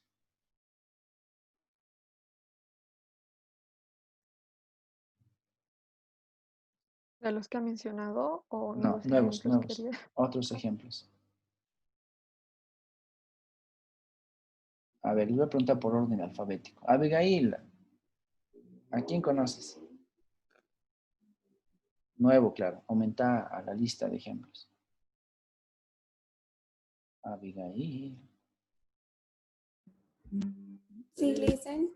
El único, Mujeres que ocupan la única lugares. cosa fue... Ay, perdón, me voy a mover de lugar. Ya. Mujeres líderes. Sí, ¿a qué mujer líder conoces? A Sheila Bair. Ya, ella es. Es la presidenta, creo, es la presidenta de la Junta Federal Deposit Insurance Corp. Ah, ya. Ok. No la conozco, la verdad, pero va bien. Buen ejemplo. Francisco Muñoz, ¿a quién conoces? Que complemente la lista. Mm, no sé, se me hace tal vez Greta Thunberg. Y ella es. Ella es una niña que se mueve por el medio ambiente a nivel mundial, que es muy famosa. Ah, ya. Sí, sí, la vi con la niña. Sí, sí, sí. Ok. Ya, sí. A Laura le preguntamos después. Natalia, ¿quién conoces? Que pueda Tiene que ser alimentar sí o esta sí lista. nueva. No, no nueva, pero que esté, por ejemplo, que haya formado parte de el liderazgo de algo. Un país, un parlamento, una institución. A mí se me ocurre, o sea, que es hace un par de añitos atrás, digamos, Margaret Thatcher, según yo ha sido una súper buena Ah, líder pero claro, Margaret femenina. Thatcher. Claro, sí, sí, sí fue una persona. Falleció hace un par de años, ¿no? O el año pasado, creo. Bueno, no estoy segura, la verdad, Sí, fue pero ha el año hecho pasado. varias cosas. Es Ah, bien sí. reconocida, digo. Sí, sin duda. Margaret Thatcher es una personalidad. Nicolás Maldonado, ¿a quién nos comentas tú? Angela Merkel. Ya dije yo eso por si acaso. Te toca otro. Mm, Dale, dale. Yo sé que puedes. a ver, algo parecido. Eh, no sé. Frida. Pero, Frida. Ok, bueno, de hecho es una mujer muy referenciada en varios contextos. Pero Frida se dejaba maltratar con su marido, listo. Sí, según la historia, sí. La A ver, seguí hipocresía, ¿no? pensando. Sí. Ya, Santiago, aprovechando que estás con micrófono. ¿Alguien que puedas comentar? Mm, quizás Christine Lagarde, que era la del Fondo Monetario Internacional. Ah, ya, cierto. Igual está la primer ministra de Nueva Zelanda, que ahora ya no tienen caso los neozelandeses de COVID. Ujú, A ayer ver, o Santi, hoy un día, ¿no? ejemplo nomás, no te robes lo de los demás. O Michelle Bachelet, también la de Chile. Allá, claro, Michelle Bachelet, claro, presidente de Chile. Ok, gracias, Santiago. Nos quedamos con Nicole Carrillo y después Paul. Yo también falto, Alicia. Ah, sí, Sebastián, estoy por orden alfabético. Ay, ay, ay. Ahorita digamos, Sebastián. Nicole, te escuchamos. Rosa Parks. Ya, claro, claro, claro, sí, sí. Rosa Parks en Estados Unidos, el tema de las igualdades con los afroamericanos, sí, claro que sí. Amelia Earhart.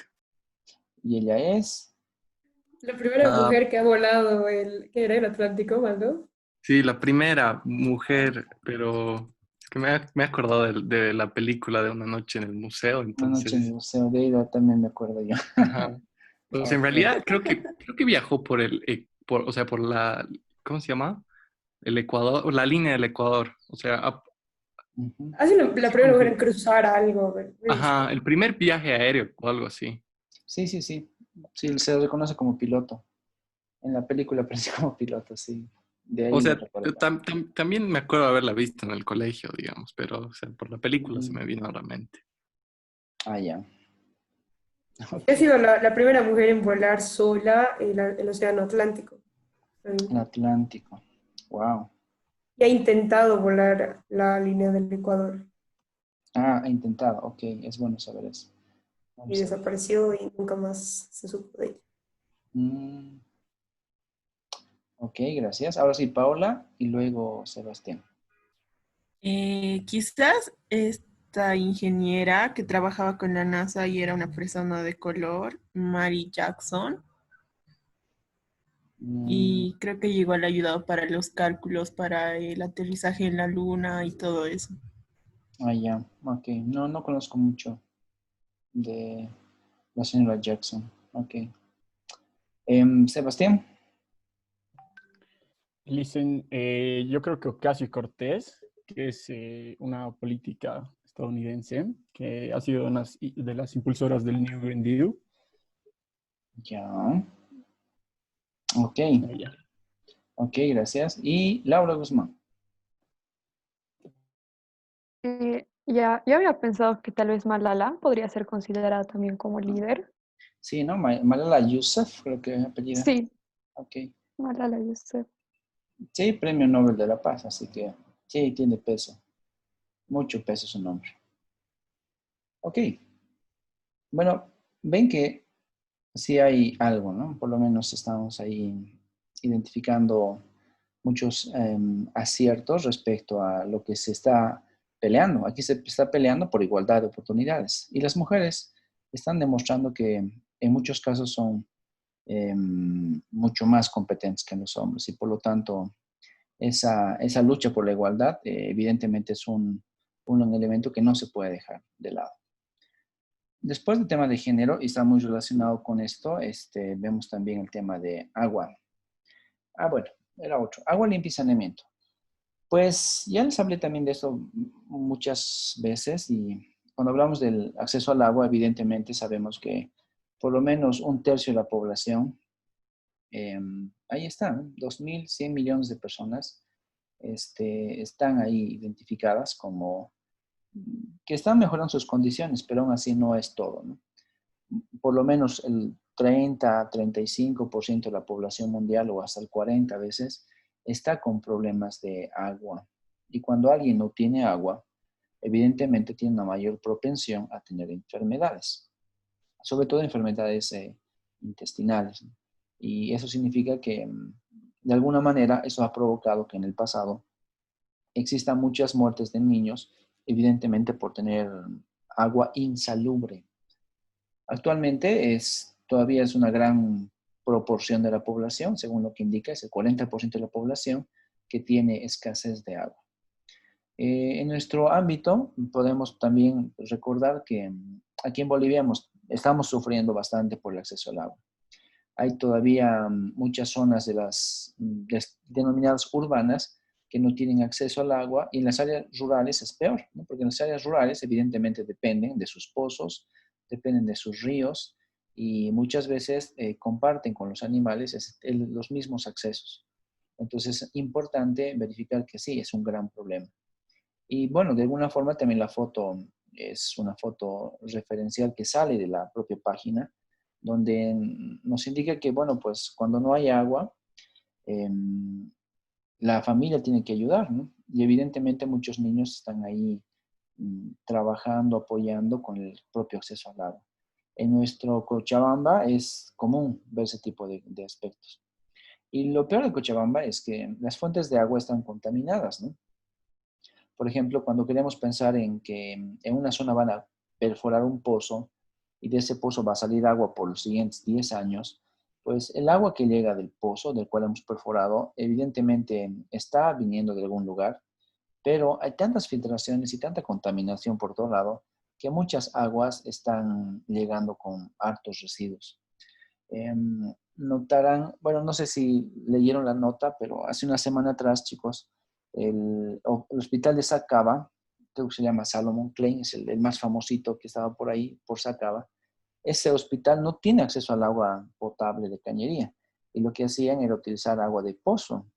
Y luego de que hicieron los análisis del agua, la anterior semana encontraron que había partículas de heces en el agua.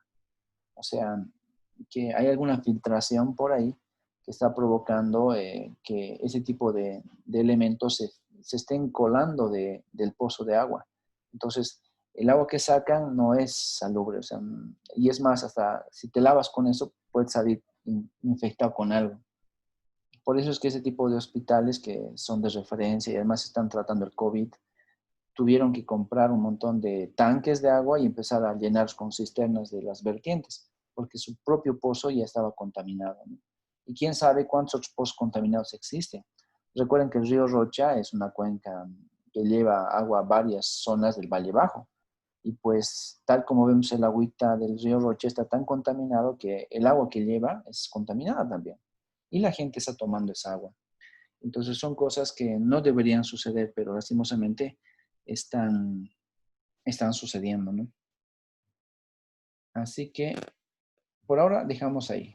Algunos datos de interés, pues, bueno, efectivamente el 71% de la población de alguna manera tiene algo de agua potable que está siendo administrada. Eso significa que es como CEMAPA, ¿verdad?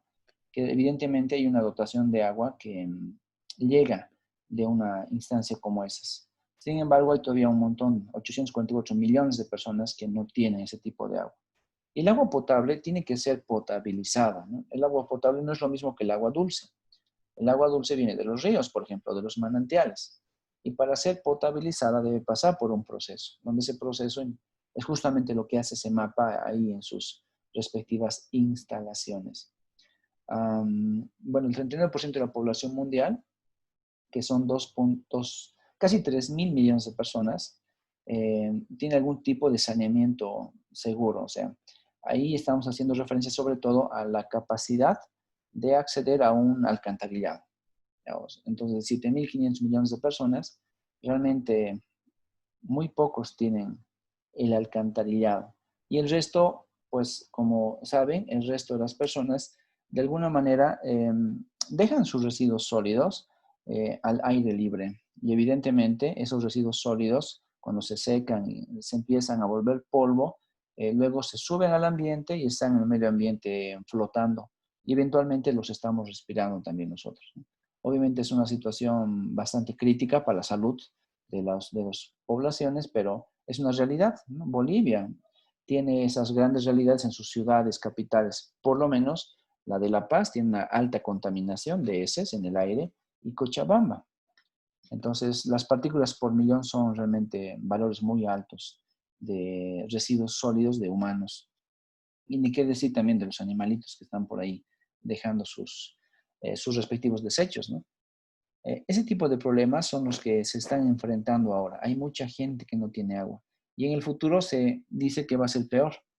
O sea, cuando ya empecemos a pensar en un año 2030 o 2040, que parece ser lejano, pero el propio 2020 parecía lejano y estamos cruzándolo. Seguramente para 2020 o 2030, 2030 o 2040 en realidad, ya el tema del agua va a ser sumamente crítico, ¿no? Cada vez menos gente tiene acceso al agua y cada vez hay menos agua disponible para diversas actividades. Y claro, si también no hay agua, quizás no va a haber alimentos. Entonces los alimentos también están comprometidos en el marco del acceso a este tipo de recursos, pero sumamente importantes, ¿no? El agua limpia sobre todo. Bueno, ese tema que creo que es muy importante, pero también de alguna forma es un tema que se ha ido resolviendo en los últimos años, es el acceso a energía. Sobre todo energía que sea sostenible en el tiempo, ¿no? Energía asequible y no contaminante.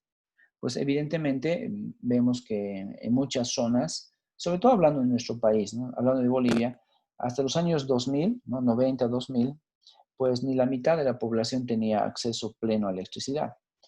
Había una gran falencia de energía, de conexiones a energía eléctrica. O sea, energía teníamos, solo que estaba ahí guardada y no pasaba nada.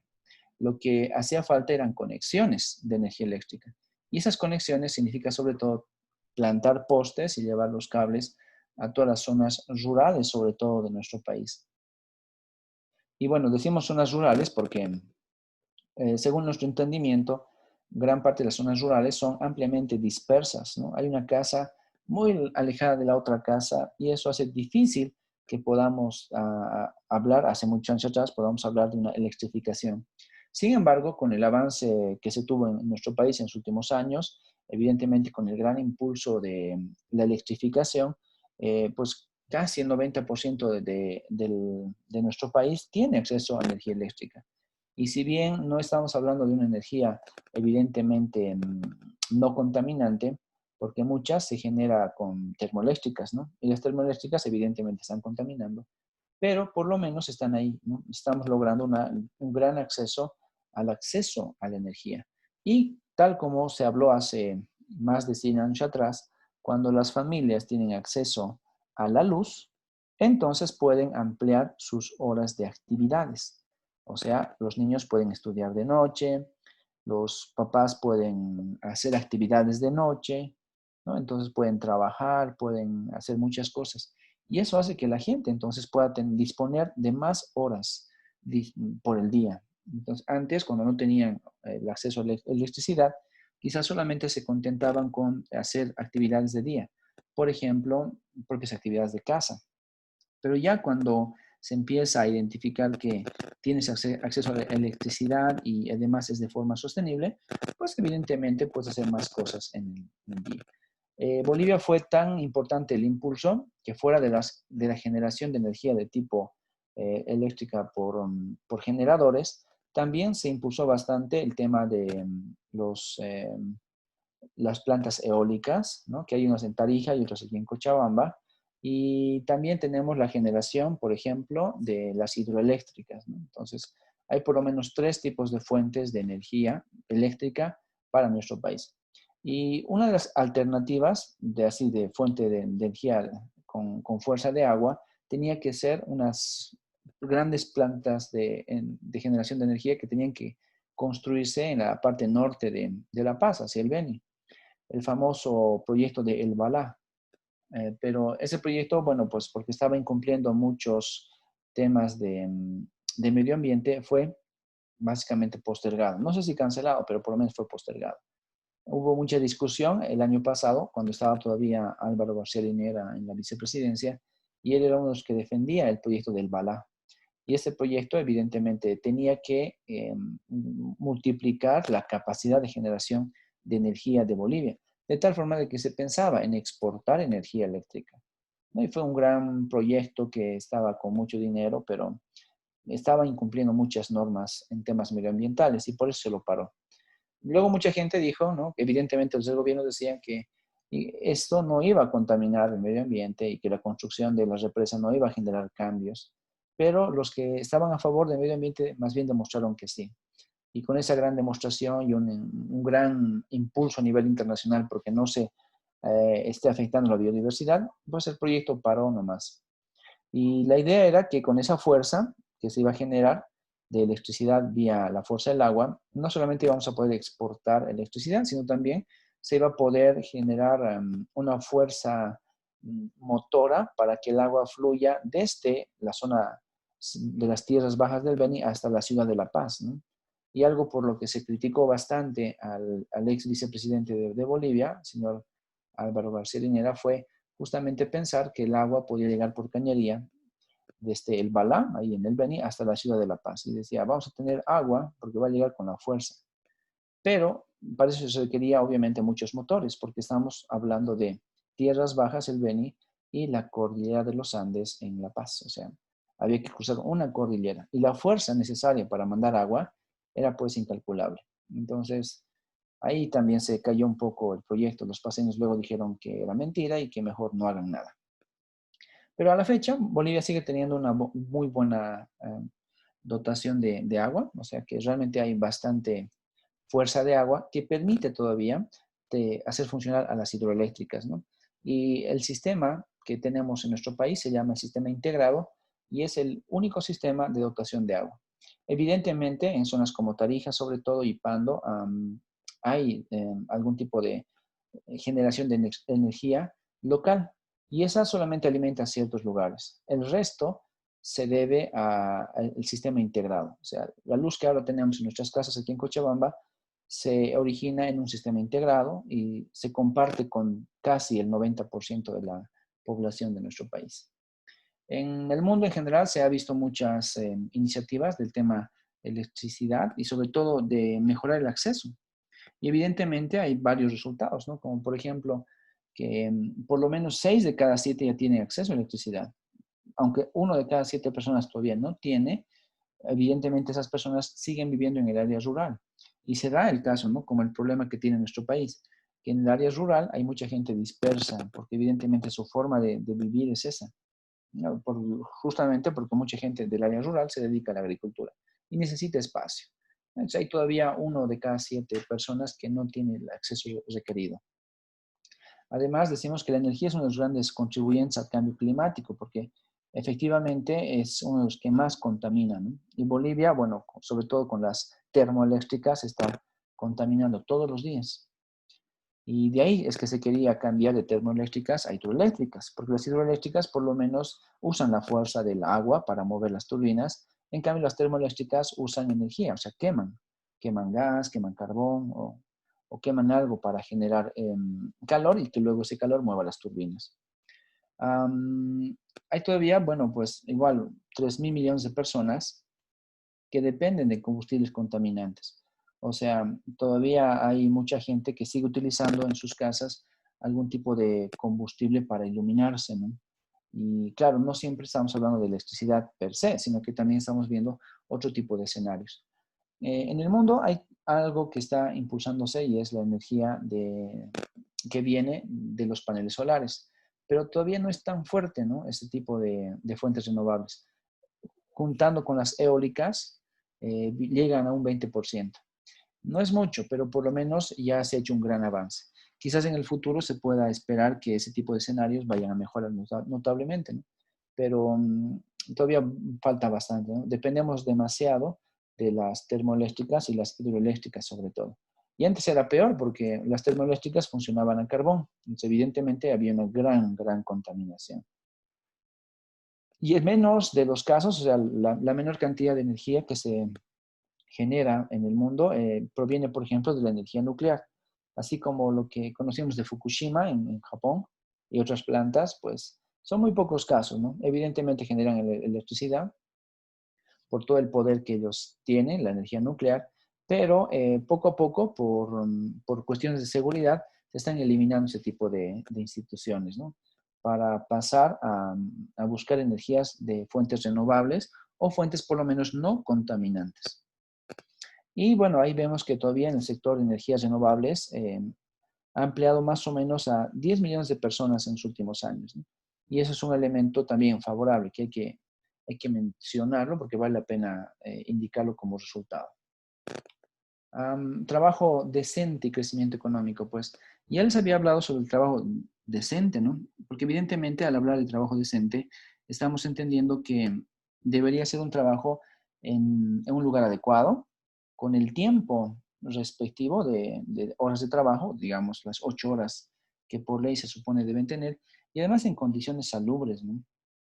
A veces hemos escuchado noticias y se han visto reportajes y denuncias, e inclusive se ha podido castigar este tipo de cosas, pero siguen habiendo procesos de esclavitud. Sobre todo en Argentina ha habido muchos talleres de confeccionistas de ropa que esclavizaban a muchos compatriotas bolivianos. Y no solamente bolivianos, también había de otras nacionalidades, pero principalmente estaba ahí el tema de los bolivianos. O sea, todavía estamos entendiendo que en pleno siglo XXI hay muchas áreas del mundo que tienen algunos indicios, ¿no?, de esclavitud. Quizás no una esclavitud como es antigua que la hemos leído en los libros de historia, pero por lo menos hay una esclavitud más moderna, ¿no?, donde las personas están encerradas en un cuarto y trabajan 18 horas por día y prácticamente no salen de su cuarto. Y luego tienen que recibir sueldos sumamente bajos. O sea, entonces la capacidad que tienen de generar una estabilidad económica pues es nula, dado que se la pasan trabajando y trabajando todo el tiempo. No se alimentan bien, tienen malformaciones en temas del cuerpo porque justamente están ahí, ¿no?, esclavizados. Y eso es un gran problema. Los países se supone que tienen que desarrollar políticas que logren, ¿no?, niveles más elevados de productividad, que velen por la modernización tecnológica, la innovación en general, pero lastimosamente este tipo de políticas muchas veces solamente son eso, ¿no? Son enunciados de política, no llegan a aplicarse en la práctica. Y por eso tenemos, por lo menos en la parte latinoamericana, muchas deficiencias en términos laborales. Quizás un punto que debió mejorarse bastante en los últimos años es el tema de la seguridad industrial dentro de las empresas, sobre todo, ¿no? Y pues es un punto muy débil en nuestro medio. En Bolivia, muchas empresas no siguen ningún tipo de seguridad industrial. Y cuando hablamos de empresas de construcción, peor todavía. Si ustedes ven una construcción, chicos, con seguridad, los albañiles que están haciendo la construcción esa, lo hacen así de una forma hasta empírica, y cuando tienen que ir a edificios de muchos pisos, pues están colgados con cables, con pitas y demás, pero no necesariamente están cumpliendo los criterios de seguridad, ¿no? Entonces, el trabajo decente sigue siendo muy cuestionado. Las instituciones llamadas a generar políticas que promuevan una mejora en ese sentido, pues la verdad no están logrando los resultados que se esperaban. Se espera, ¿no?, de aquí a 10 años todavía que el empleo sea más productivo y más decente, tanto para hombres como para mujeres. Pero ese simplemente es un anhelo dentro de este objetivo número 8. Además, algo que se busca es proteger los derechos laborales, de que estos sean básicamente empleos seguros. Y eso es algo de lo que menos hay, porque evidentemente a los empleadores ya no les gusta, porque no sé qué término usar, pero no les gusta contratar gente a largo plazo. Dado que si tú contratas a alguien a largo plazo, tienes que pagarle un bono de antigüedad, según la ley, tienes que pagarle unas vacaciones más holgadas, según la ley. Y bueno, la ley implica muchos elementos. Y los empleadores no están dispuestos a hacer eso. Y por eso hay mucha rotación de personal, ¿no? El empleo realmente es muy volátil, por lo menos en nuestras ciudades. Solo algunas empresas, y en serio, solo algunitas, logran tener empleados de carrera. Significa que el empleado entra muy jovencito y se jubila en la empresa. Pero esos son contados casos. En la actualidad, gran parte del empleo se genera por autoempleo, ¿no? La gente, si quiere un empleo a largo plazo, tiene que autoemplearse, haciendo un negocio o alguna actividad. Y los que pueden tener un trabajo estable, pues son más o menos el 20% de la población. El 80% de la población en edad de trabajar está haciendo trabajos por sí mismo. Y mucho de ese trabajo también, chicos, es empleo familiar, ¿no? Y el empleo familiar también es catalogado como un subempleo. Porque al hijo no le estás pagando, pero está ahí apoyando en el trabajo. Pues son elementos que siguen vigentes y que, bueno, no han mejorado mucho del pasado siglo al presente.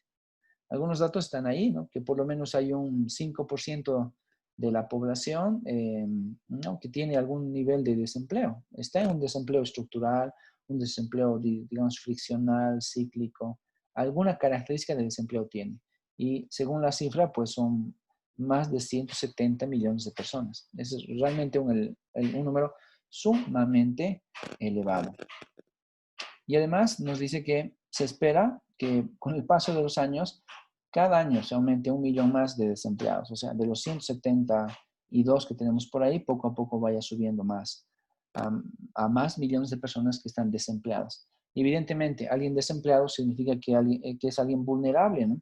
A recaer en problemas de pobreza y con todo lo que eso conlleva después para las personas y para la sociedad. Hay todavía 700 millones de personas que están en extrema pobreza, ¿no? Tal como lo habíamos visto antes en la lámina 1, si me lo recuerdo. Se repite aquí el dato. Y hay por lo menos un 48% de mujeres que están participando en actividades laborales. Aunque, como hemos visto, las mujeres, si bien están trabajando casi a la par de los hombres, hay todavía una gran discriminación en los pagos que éstas reciben, ¿no? Porque básicamente, según el dato de la anterior lámina, reciben hasta, no sé, solamente un 70-77% menos que un hombre, inclusive si hacen la misma actividad. Y bueno, solamente 2.000 millones de personas tuvieron trabajos, bueno, no solamente, en total 2.000 millones de personas tuvieron empleos informales. Y claro, un empleo informal es algún trabajo de corto plazo, que no representa ningún tipo de estabilidad y que quizás inclusive está afectado, ¿no? por riesgos laborales, ¿no? Así que hay todavía mucha gente que está en empleos de esta naturaleza, los informales. Y en nuestro medio, aquí en Cochabamba, casi todo el comercio tiene ese tipo de empleo informal. Muchas personas jóvenes que están vendiendo cositas, lo que sea que vendan en las tiendas, ¿no? Ahí venden de todo, chicos, por eso lo digo en general. Muchas de esas personas vendedoras obviamente son simplemente empleadas de tipo empleo informal, porque les dicen que vayan a trabajar, les van a pagar cada quincena y ya, pero no tienen seguro de salud, no tienen seguro de desempleo, no tienen vacaciones, no tienen permiso, no tienen nada. Simplemente se los contrata para que trabajen, ni siquiera tienen contrato en realidad, ¿no? Ahí se aplica el contrato verbal. Y la gente por necesidad trabaja. Así que en vez de no estar haciendo nada y necesitando dinero, prefieren trabajar en condiciones de subempleo, ¿no? O trabajos informales. Muchas de las boutiques que vemos inclusive en el centro tienen ese tipo de empleo, ¿no? Gente que gana para el día o para el mes, evidentemente logra llegar a fin de mes con su sueldito, pero a largo plazo no tiene nada, ¿no? Y esa desventaja de a largo plazo no tener nada es justamente uno de los grandes problemas que vemos nosotros con este tipo de acontecimientos. Entonces, lastimosamente son cosas que están sucediendo y no solamente en Bolivia es visible, sino que en el mundo entero básicamente están visibles. Y el último punto dice que 85 millones de personas están sobre todo subutilizadas. O sea, tienen capacidades, ¿no? Tienen, por ejemplo, inclusive títulos, ¿no? Esos de los títulos que hablamos al principio. Tienen sus respectivos títulos, pero aún así se les contrata para actividades para las cuales, digamos, no están formados, ¿no? Por ejemplo, eso es lo que parece hasta como chiste muchas veces, ¿no? En muchas discusiones de economistas aparece como chiste, pero es una gran realidad. Tenemos médicos, abogados, licenciados en general, que trabajan de otras ramas, ¿no? Como por ejemplo taxistas, trabajan como comerciantes. Y no es que sea malo trabajar de taxista o de comerciante, solo que hay muchas personas que se formaron, pero que no lograron ejercer su profesión, ¿no? Porque las oportunidades del mercado no se les abrieron, se quedaron simplemente así, como un título más de alguien, pero sin poderlo ejercer. El tema 9, bueno, ese sí es nuevo, es bastante llamativo, habla sobre industria, pero innovación e infraestructura. Y claro, en este caso, cuando hablamos sobre todo de temas de infraestructura, sabemos que la infraestructura es fundamental para promover el crecimiento dentro de los países. Infraestructura como por ejemplo las carreteras, infraestructura como las propias redes de acceso a electricidad, son elementos que sí o sí tienen que ser priorizados si queremos hablar sobre todo de desarrollo. No tener una carretera buena puede condicionar bastante el acceso a los mercados. Y nos interesa por eso identificar que hay muchos objetivos de política que se mantienen de año a año, inclusive de gestión a gestión. Todos los gobiernos siempre apuestan por las carreteras. Entonces, lo que nos interesa es que la gente realmente tenga carreteras adecuadas. Otro de los puntos que justamente aparece aquí y que, bueno, pues nos está afectando a los cochabambinos es el tema del transporte masivo. Como la gente en general está viviendo en ciudades que son cada vez más grandes, entonces necesitamos algún tipo de transporte eficiente. Y claro, está demostrado que el transporte masivo es el transporte eficiente para ciudades grandes. Y si bien en Bolivia no podemos hablar de un metro subterráneo, podemos quizás pensar en algún tipo de tren o de buses, pero buses grandes, no micritos. Entonces, ese tipo de políticas debieron desarrollarse. Lastimosamente, quizás por el poder de los sindicatos de transportistas, es que en nuestras ciudades se sigue permitiendo el transporte de minibuses. Y en La Paz es más complicado porque hay super minibuses, hay minibuses, donde el número de clientes que participan de este tipo de transporte es sumamente reducido. Por ejemplo, un minibús tranquilamente tiene 15 a 16 pasajeros, ¿no? Un minibús. 15 por poner un valor.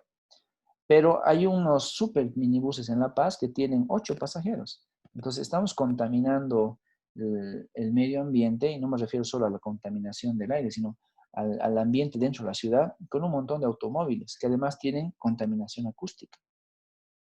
Así que el transporte masivo podría aliviar mucho de este problema del congestionamiento vehicular. Lastimosamente, en nuestras ciudades no se ha dado tal cosa. Y lo peor es que en Cochabamba estuvimos haciendo ahí el proyecto del tren, y a pesar de que el mismo proyecto es muy limitado, pues ni siquiera se lo ha logrado conseguir, ¿no? Se quedó ahí en las vías a medio construir y ya. Así que estamos con grandes problemas en temas de infraestructura para nuestro país. Bueno, algunos datos de interés están ahí, ¿no? Que en el mundo hay por lo menos 2.3 mil millones de personas que carecen de saneamiento en general, lo habíamos visto ya antes. Hay muchos países africanos, ¿no? Que tienen inclusive limitaciones en infraestructura, lo cual está provocando un gran problema sobre su propia productividad empresarial. O sea, me refiero, por ejemplo, a datos sobre energía eléctrica. Si las empresas no tienen energía eléctrica, pues, ¿cómo hacen funcionar sus máquinas, no? Ese es un gran problema. Y si no tienen carreteras, ¿cómo llevan sus productos a los mercados? Ese es otro gran problema. Hay también un montón de población, que es 35% de la población, más o menos, que no tiene acceso a electricidad, como habíamos visto antes. Hay todavía un montón de gente.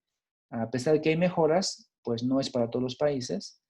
Y 90%, ¿no? Hay como 4 mil millones de personas, ¿no? Que no tienen acceso a Internet. Y eso sí es bastante complicado. Y de esos 4 mil millones de personas que no tienen acceso a Internet, el 90% está en los países en vías de desarrollo. Y evidentemente, ese es un gran problema que Bolivia también está sufriendo en el último término. Justo ahora que estamos con el tema de la pandemia y la promoción de la educación a distancia, pues vemos que hay muchas zonas que si bien pueden tener electricidad, no tienen Internet. Y peor, las familias no tienen capacidad de contratar el Internet.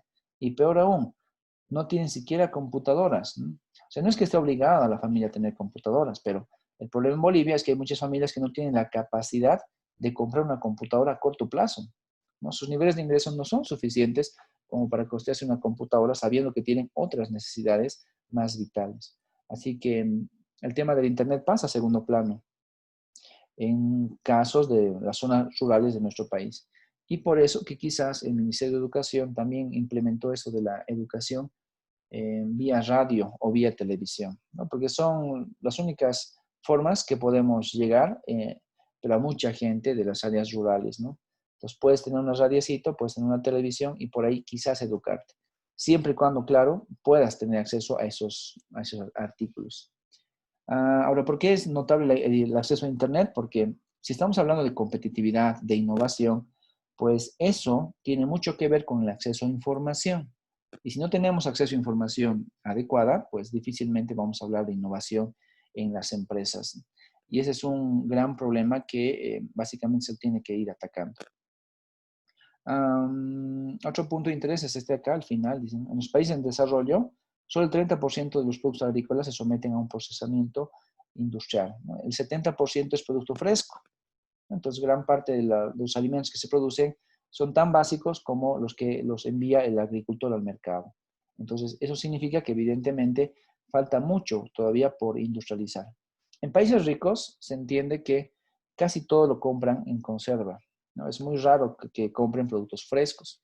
En los países ricos normalmente se ve la otra situación, donde todo está procesado. Y bueno, a veces llegan al ridículo, ¿no? Porque una vez pude ver en Japón que vendían mandarina pelada, pero embolsada. Y claro, embolsada al vacío. Se entenderán el ejemplo, ¿no? Alguien peló la mandarina, la puso en una bolsa, le sacó el aire, la embolsó al vacío, la selló, le puso etiqueta y la puso a vender. Y bueno, la gente compra eso, ¿no? Pero bueno, ese es ya el otro extremo. Mientras en los países en desarrollo, casi el 70% de los productos no tienen transformación, en otros países tienen demasiada transformación. Bueno, hablando de desigualdades, pues en este caso hablamos de desigualdades en varios contextos, ¿no? Hablar de desigualdades nos dice que aproximadamente el 10% de la población más rica tiene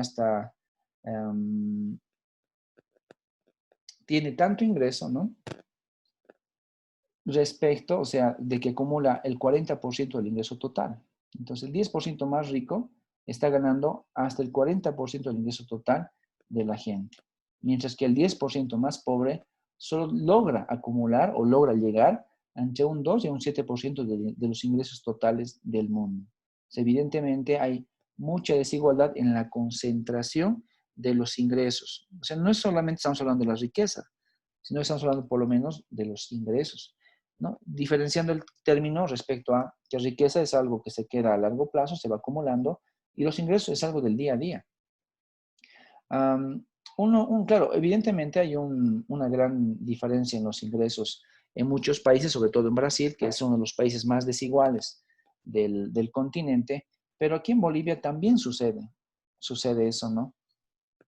Hay muchos cargos que tienen sueldos altísimos y que a veces quizás no cumplen con las expectativas de un país que está ahí con la mayoría de los sueldos, pero sumamente bajos.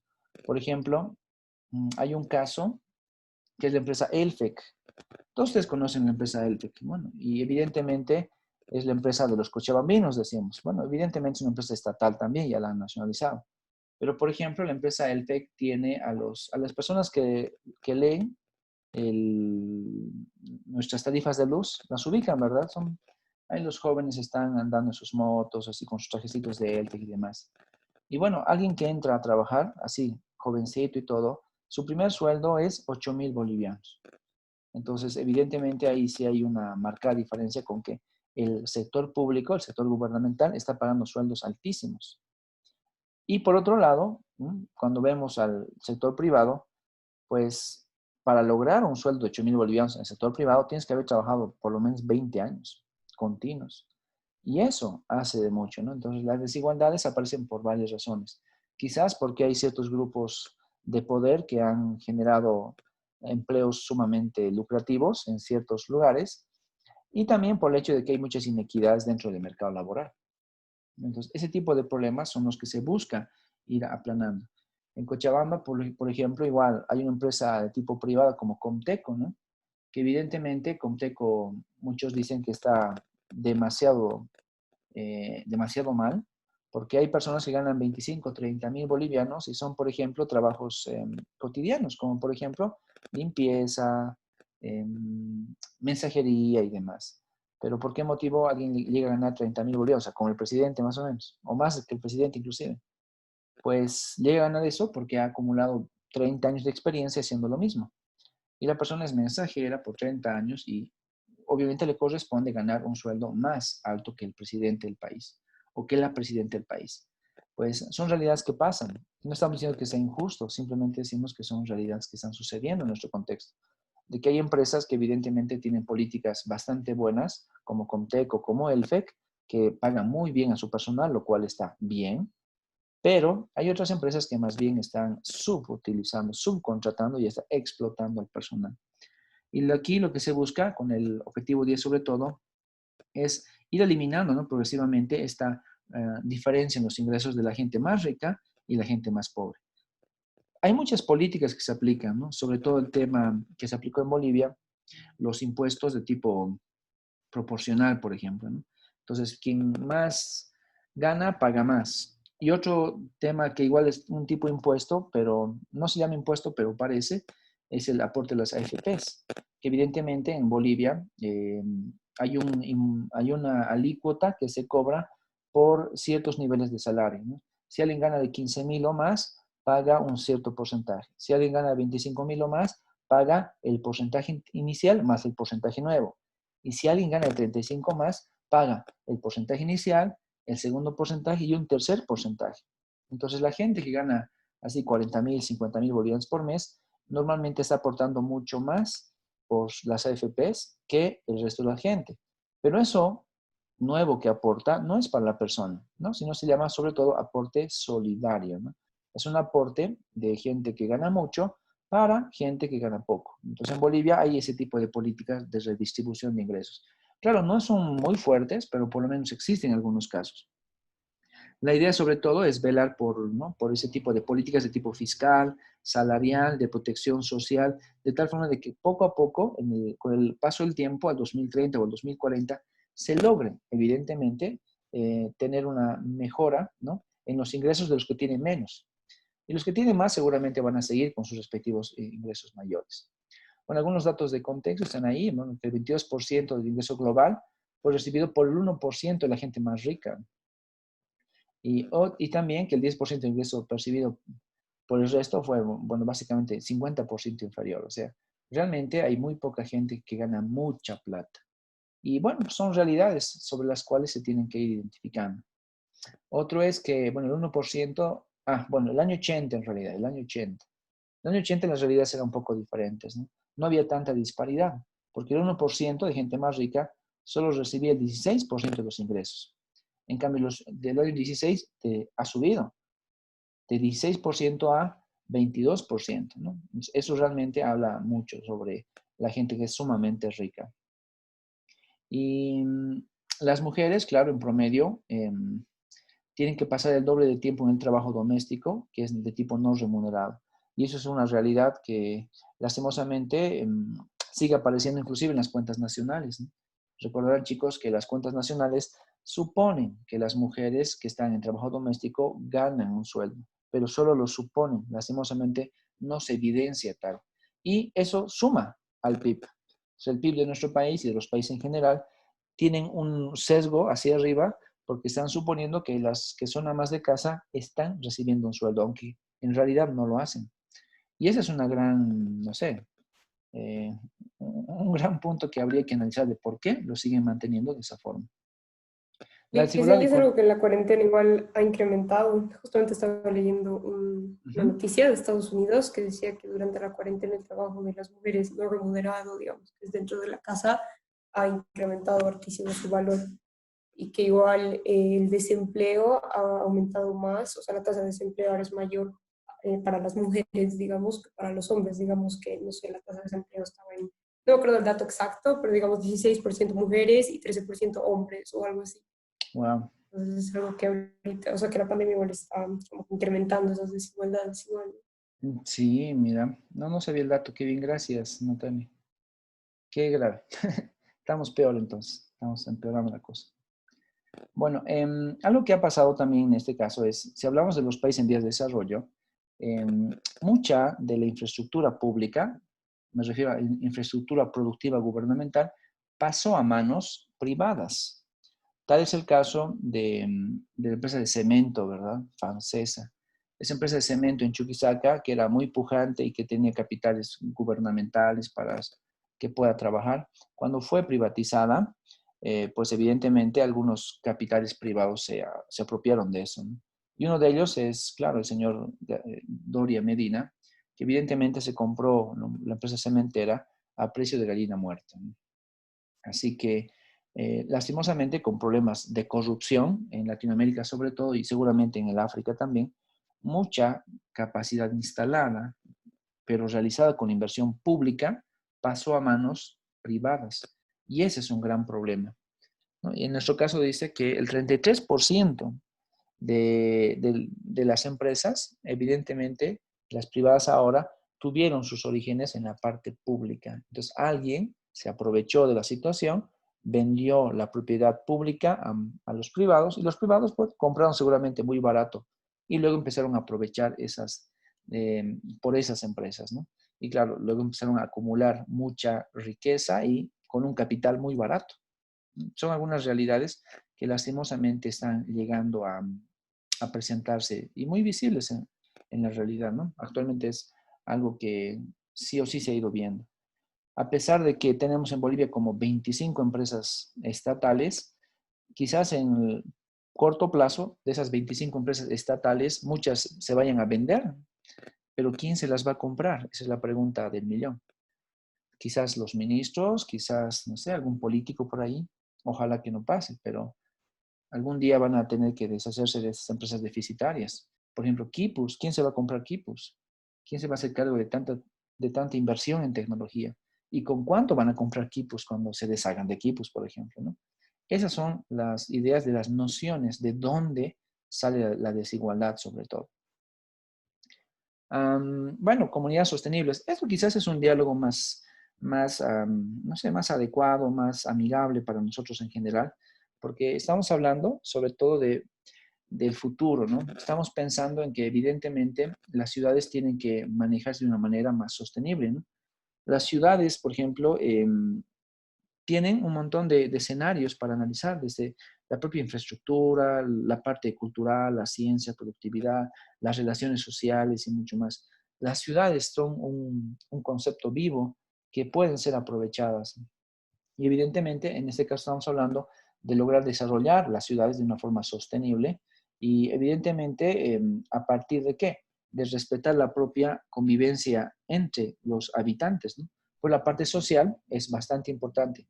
Los espacios urbanos tienen que ser muy bien adecuados, ¿no? ¿Qué es lo que se analiza, por ejemplo, desde ese punto de vista? Por ejemplo, de que se trabaje sobre los barrios denominados marginales. O sea, no deberían existir en el futuro barrios marginales. Hay que buscar la forma de reducir al mínimo posible la prevalencia de estos barrios marginales. Además, empezar a ver temas de sistemas de transporte, ¿no?, que sean accesibles para toda la población. Velar, por ejemplo, por transporte sostenible, donde la bicicleta, la ciclovía, los espacios peatonales son sumamente importantes, ¿no? Lo que nos importa sobre todo es velar por la propia convivencia dentro de las sociedades. De ahí que las políticas, en serio, de tipo ciclovías son quizás la estrategia del futuro.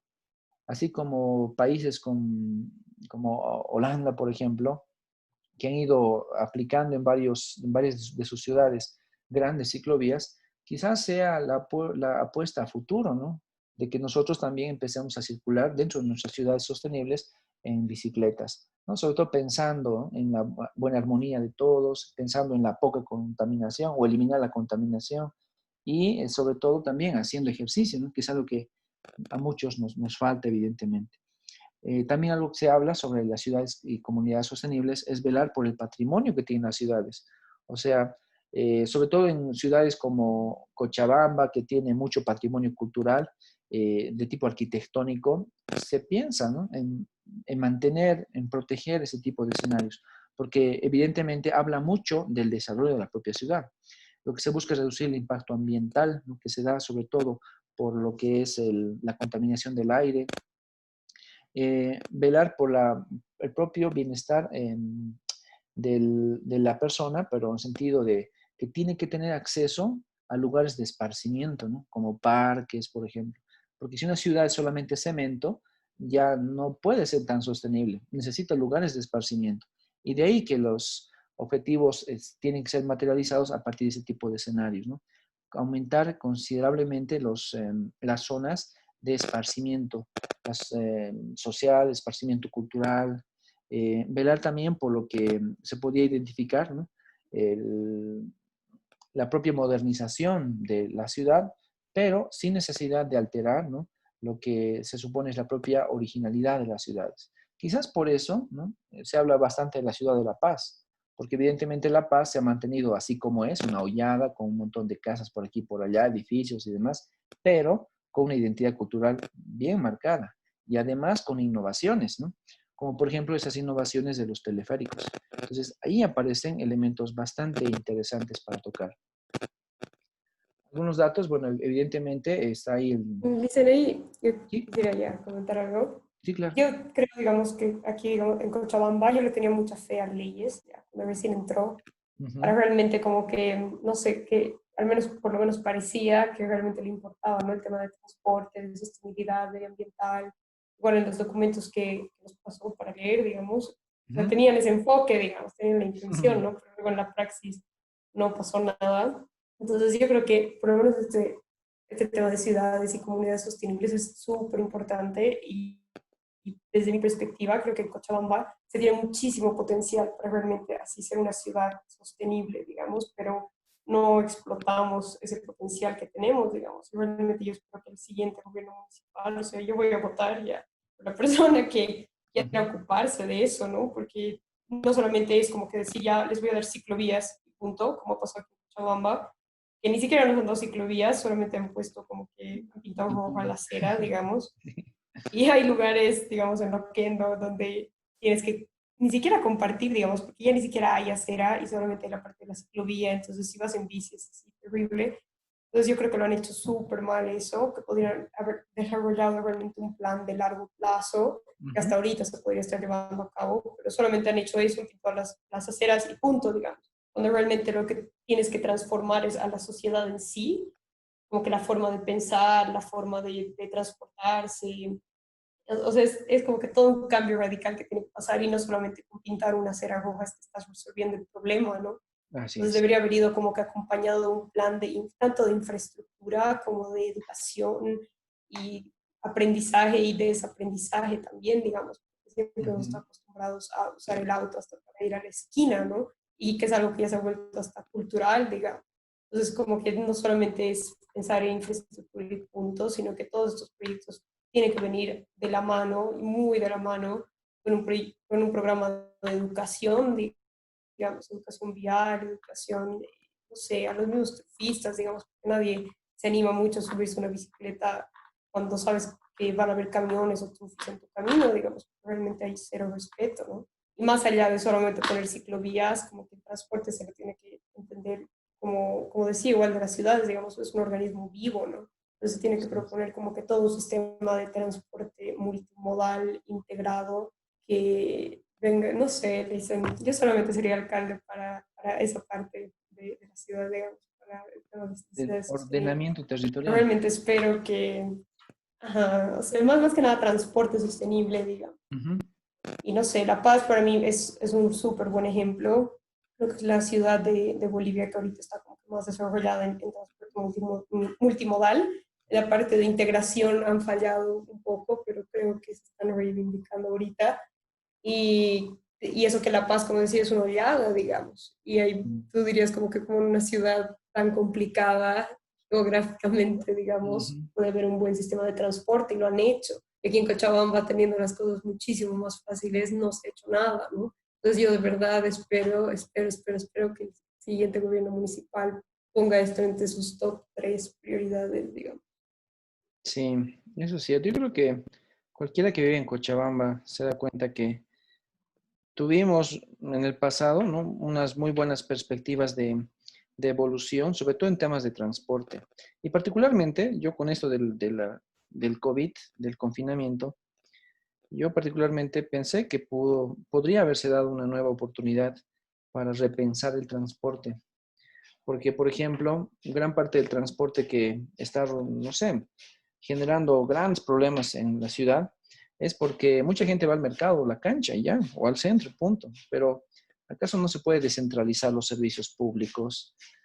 ¿Acaso no se puede descentralizar los servicios financieros que son privados? O sea, hay estrategias que los propios gobernantes pueden tomar, ¿no? Pedir que las oficinas de toda la parte gubernamental esté en otros lugares, de tal forma de liberar espacios y que haya más espacios para la gente, ¿no? Y no tanto espacios solo para los automóviles. Evidentemente, esta posibilidad de mejorar el transporte pudo haberse dado con el hecho de lo que pasó en los últimos días, los mercados zonales. Eso fue fundamental. La gente no tenía que ir muy lejos, tenía el mercado cerca. Y había un movimiento económico interesante. No necesitabas auto, podías ir caminando. Y de alguna forma parecía una nueva oportunidad de revivir lo que es la convivencia en sociedad fuera de los autos. Pero lastimosamente se levantó la cuarentena. Bueno, la cuarentena nacional se levantó. Nos quedamos con la local, pero en el local nadie hace caso, ¿no? Y ahora otra vez todo volvió a lo mismo, los autos por aquí y por allá piteando, los negocios todos concentrados en un mismo lugar, cuando quizás no sé, la dispersión pudo ayudarnos a mejorar un poquito ese tipo de sistemas, ¿no? Pero bueno, todavía no ha acabado esto, ¿no? Seguimos esperando que quizás cambie un poco el sistema de transporte y tal vez no tengamos en el futuro próximo algo así como La Paz, ¿no? Pero por lo menos quizás podamos evolucionar en otro sentido. Bueno, chicos, ya estamos sobre hora. Nos hemos quedado en la 10 entonces, ¿ya? Hasta la 10. Hablamos mañana en su examen. Y retomamos de la 11 pasado mañana. Entonces, Licen, ¿el examen va a ser solo hasta el 10? Sí. Ah, ya, está bien. Perdón, es que se me cortó el audio, entonces no escuché bien, pero gracias. Hasta el 10. Gracias. Hasta aquí. Hasta mañana. Hasta mañana. Super, Lice, muchas gracias. Gracias, Hasta Lice. mañana. Hasta luego. Gracias, hasta mañana, Hasta Alice. mañana, Licen. Hasta mañana, chicos. Gracias, Lisa. Hasta mañana. Hasta mañana. Chao, chao, Nicole. Chao, chicos.